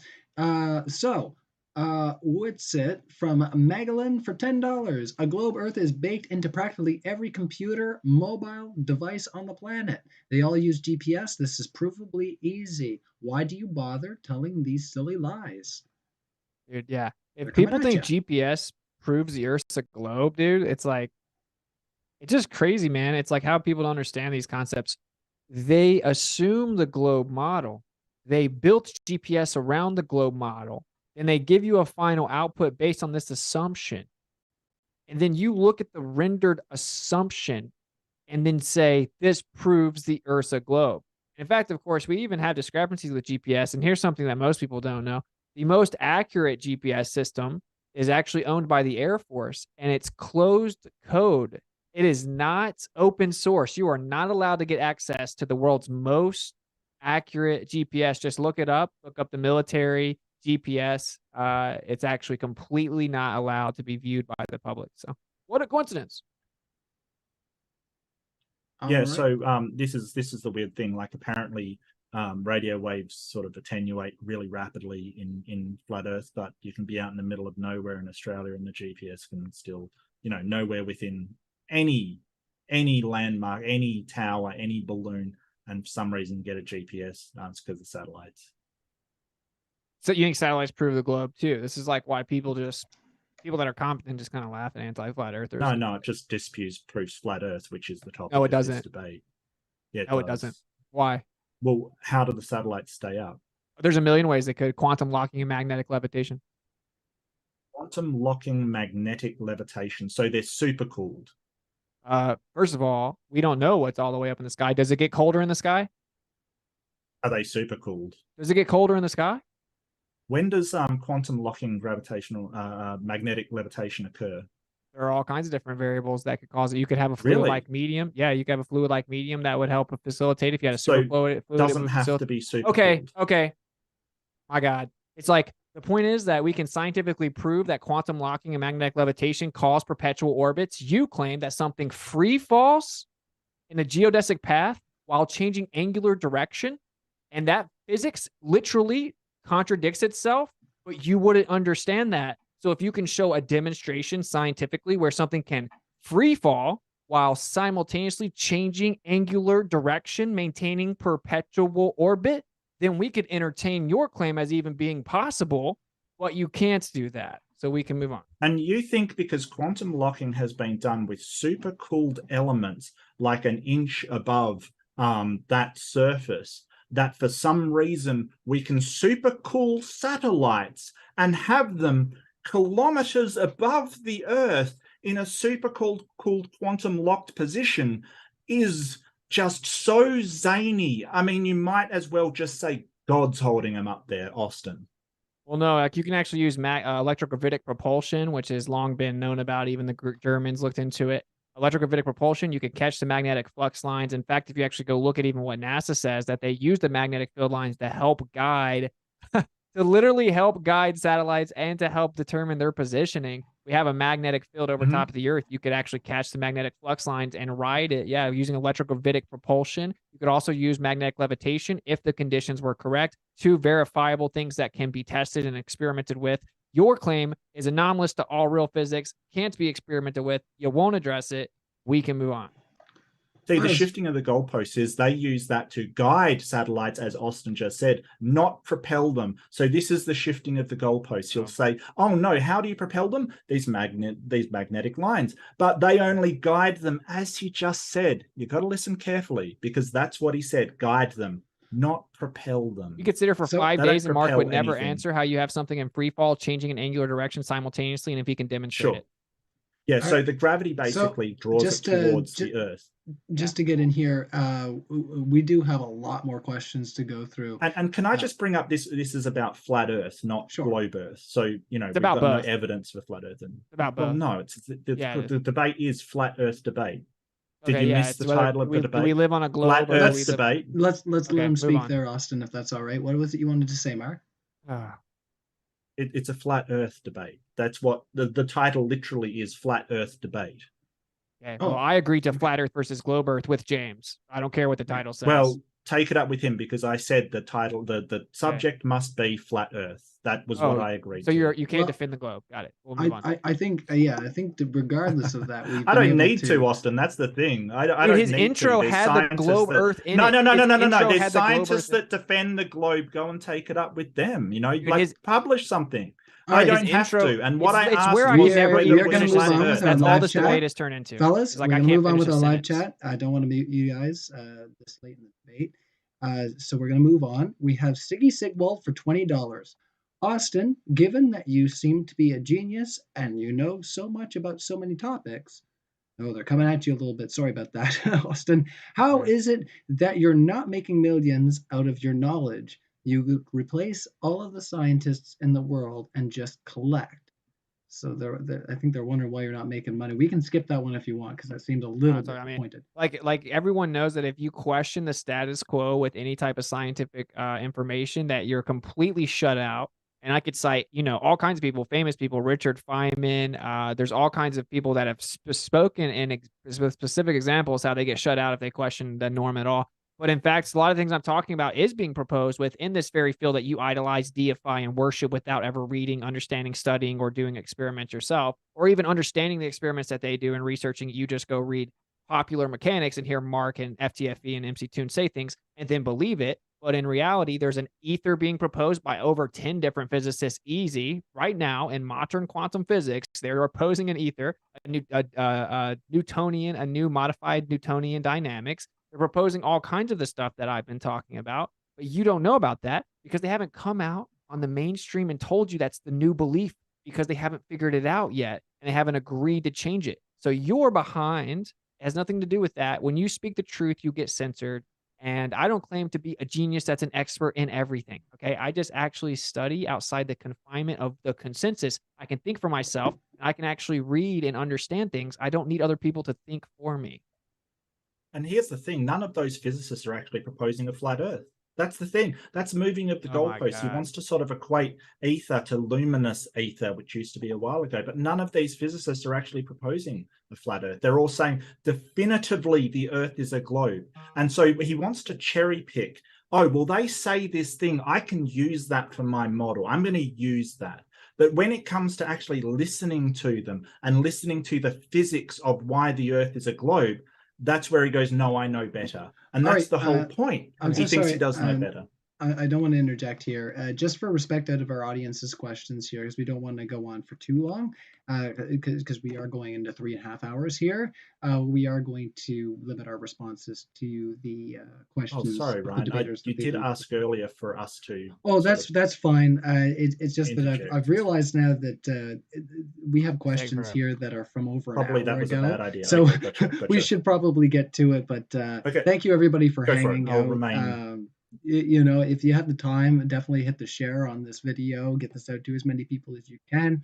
Hit the like button. The more likes we get on the video, the more people are going to see this pop up in their suggestions, and that gets our content out there, and more people subscribing, and more people getting to hear these awesome conversations between people like Austin and Mark. And I'd just like to say again, thank you so much to both of you for coming out and having this discussion. I know we've went really long, and we got a few more questions here. If it's all right for you fellas, we can get through these. Okay. Sure. All right. Thank you, Austin and Mark. All right. So we have a fan for you, Witsit. All right. It's from Earth. First Spade L8TR. Lord of the Rings. Is that what that means? Earth first, space later. I'm sorry. I thought LOTR. I was I was instantly into an extra level of nerdism there.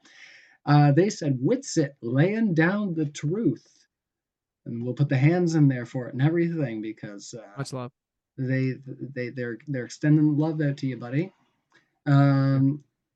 We have a super chat from Megalyn. It's a little bit on the insulting side, so it's for $2. We're gonna leave that alone, but thank you so much for your donation. Zach Morgan, $4.99, asks, why is Witsit so uncharitable, graceless, and proud, and relentlessly condescending to those he debates? I just think that's so disingenuous when literally every one of Mark's arguments were insults and he interrupted me the whole time. The only time he made specific arguments was in his opener. So, the truth is I always come here trying to have a good faith. I try to be patient when people interrupt me. I try to yield the floor. But eventually, towards the end, like now, I get to where either I have to kind of begin to be interruptive or more assertive or call out the BS, or I'll be here all day just not getting to talk and getting insulted. So, I mean, I just leave it up to the audience, see who really came here with more good faith and who instantly started insulting, gaslighting, and ad homing. We'll just leave it up to the audience. All right. I'm so sorry that divulged into that, where that was directed at you, Mark. If you want to make an empirical response to that without attacking Austin, that would be good as far as what he's made for an argument there.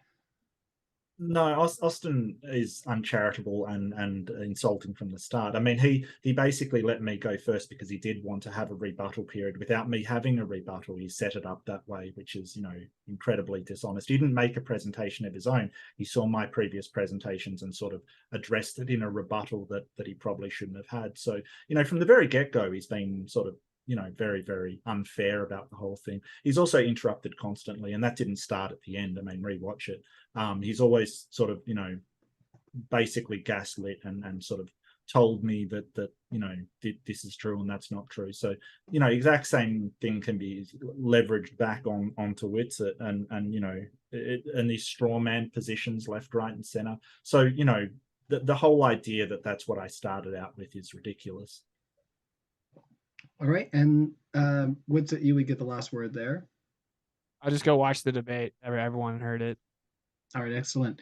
And just to remind you fellas, we're more than open to having you guys come back for a debate if you wanted to change the format. If you both feel like you're interrupting each other a little too much during an open discussion type format, we can definitely move into like a muted conversations, because I think everybody's really enjoyed the back and forth that you guys have had, regardless of what you guys might think about your interruptions. I think the audience has had a really good time here. So moving on. We have Magellan for $5. We have Witsit. How does GPS a certain altitude given its tower-based system as flat earthers claim? The geometry doesn't work. So yeah, most of transmissions are undersea cables, and we have mostly tower to tower transmission. We also do have high altitude balloons, admittedly used for many transmissions, and I do not deny that something could be in the sky additional to balloons.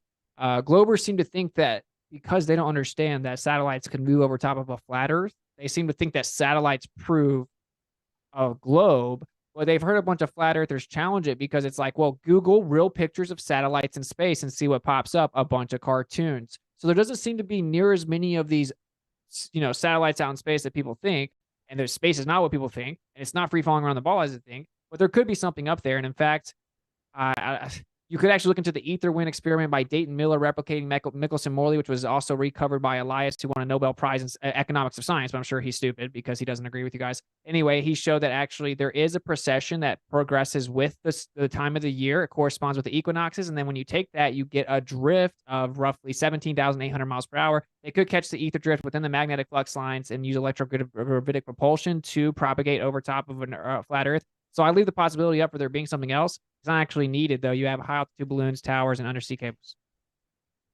All right. Earth is life, $10. I've actually gone out and tested the Earth, taken pictures, clearly obstructed by water, etc. How come I've come to a different conclusion than you, Witsit? Because you have a bias, just like when I talked to you and I said, hey, how come the water's not always at the same level and it keeps changing, but you're claiming it's physical obstruction, or how you claimed that it was blocking it because of Earth curvature, and you couldn't answer whenever I pointed out that the compression was different in your pictures of the window sizes being different, the spacing being different, showing the compression changes relative to atmospheric conditions, as does the horizon. And then you just shut down and started insulting me. I've had a conversation with this guy. So the way you have different conclusions is you have a presumption that you have to adhere to. So therefore, you will always confirm your bias. All right. And we have Orion Astrophotography, $5. Austin, how do we have lunar and solar eclipses on a flat Earth? They could be all kinds of things. Even the Royal Astronomical Society back in the day documented that there were different types of bodies in the sky that could actually preclude what we perceive. The Royal Astronomical Society did it. Now, everything else they say the Globers believe, but if it goes against anything that they believe, it must be fake. But anyway, you could also use the polarizing effect. You can look up the like the quantum paradox of like using different lenses and how light is perceived through the polarization of lenses.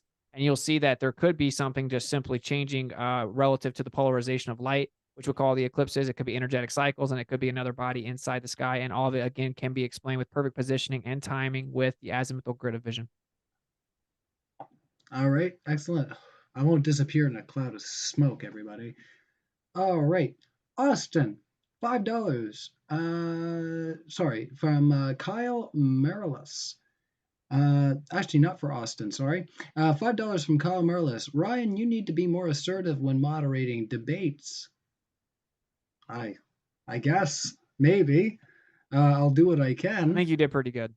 Well, thank you. As to say, I felt like I did better this time around. I'm still learning, everybody, but overall, I think we had a lot of fun here. We had a great conversation. Second part of this question here, and thank you so much, Kyle. I'll try to be more assertive next time. Maybe I'll be deeper. Yeah, beat that chest, yeah. Speak from the chest, right? Use my deep voice.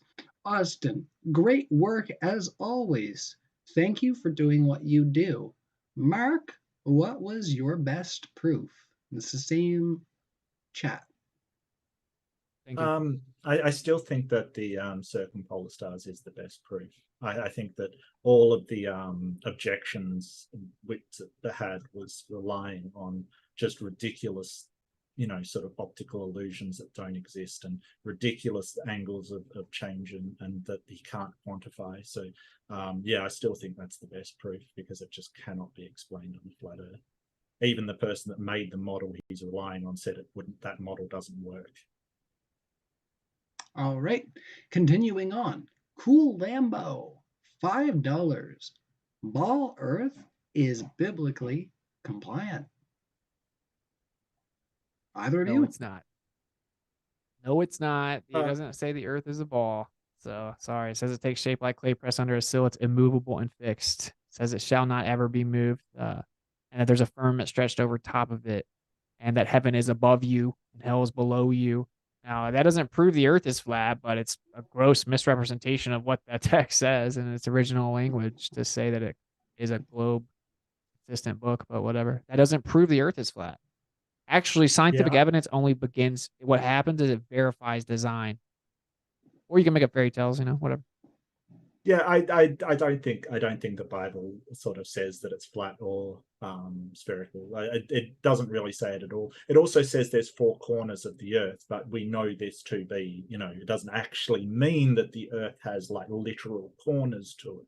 This is the problem with reading a book literally, that you have to take either, that in some way you have to drop certain literal things to accommodate your worldview, and that's obviously what Austin's doing. He's taking some parts of the book literally, and other parts like the four corners of the earth, he's taking that as metaphor or hyperbole, and Oh, I that's think that's literal what too. has to happen.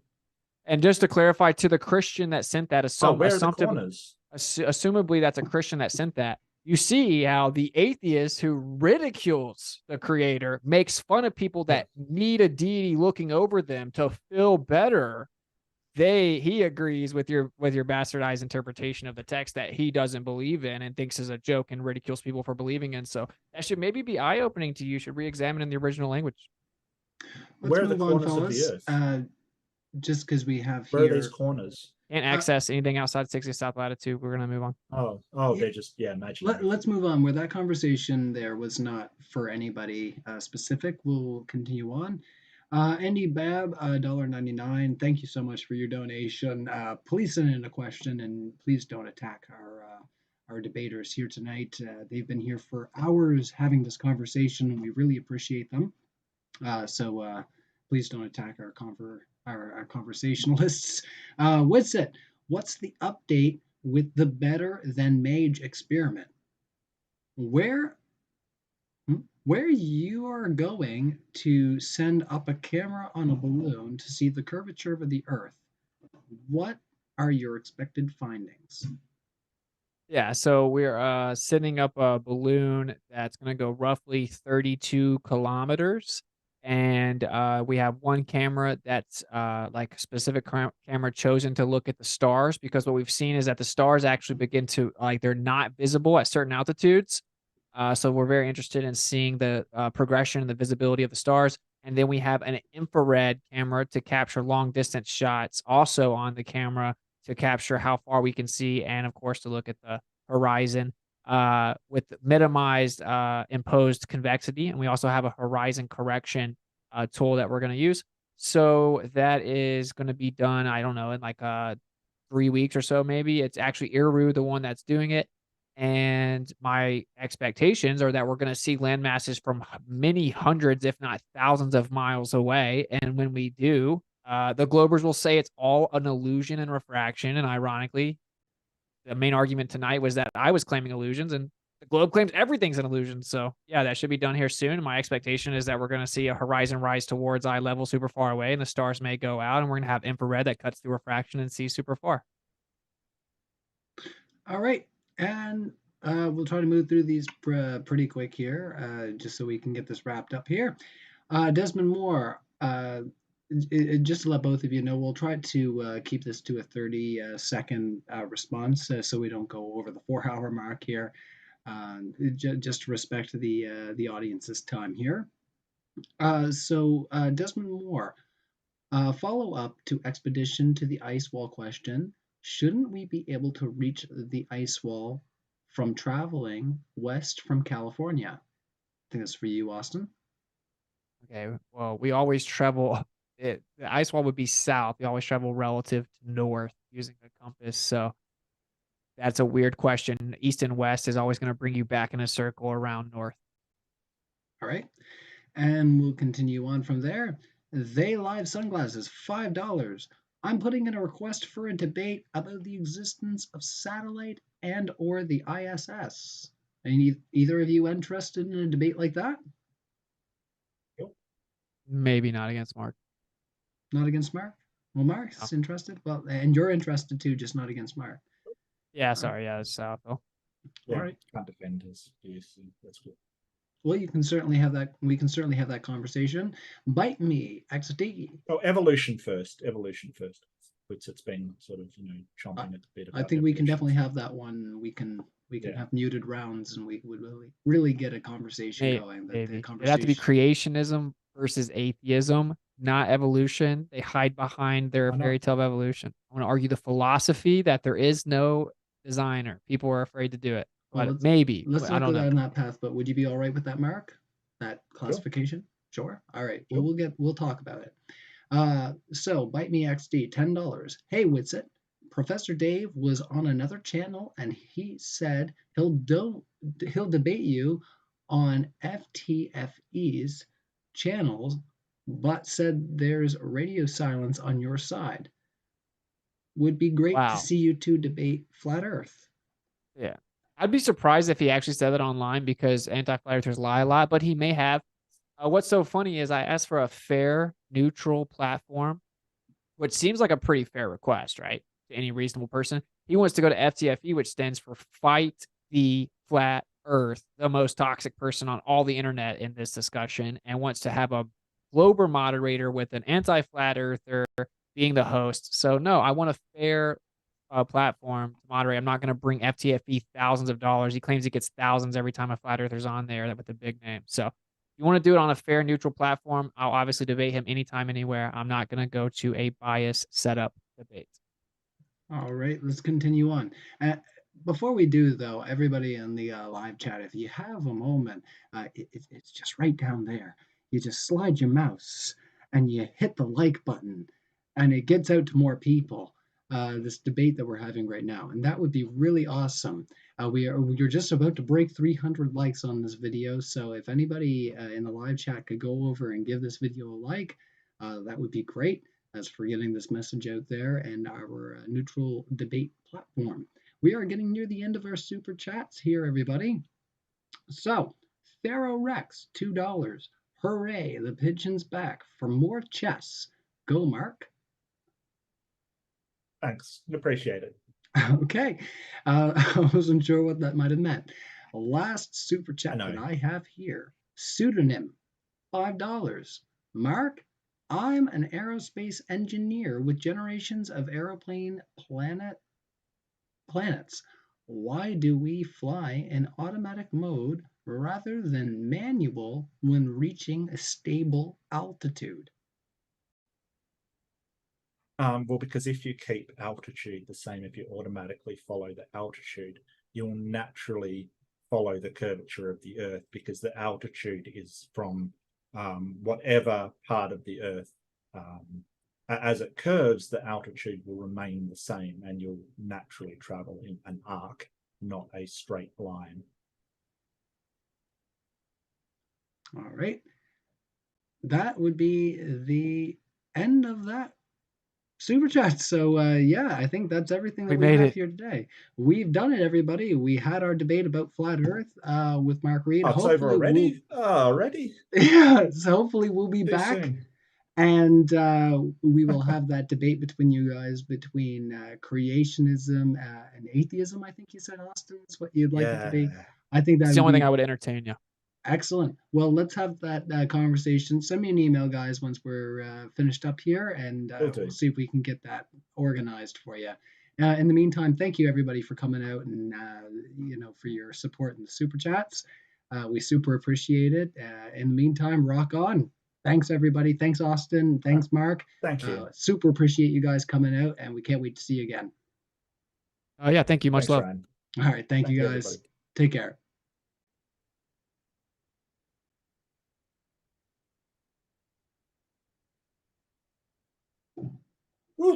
All right. There we go.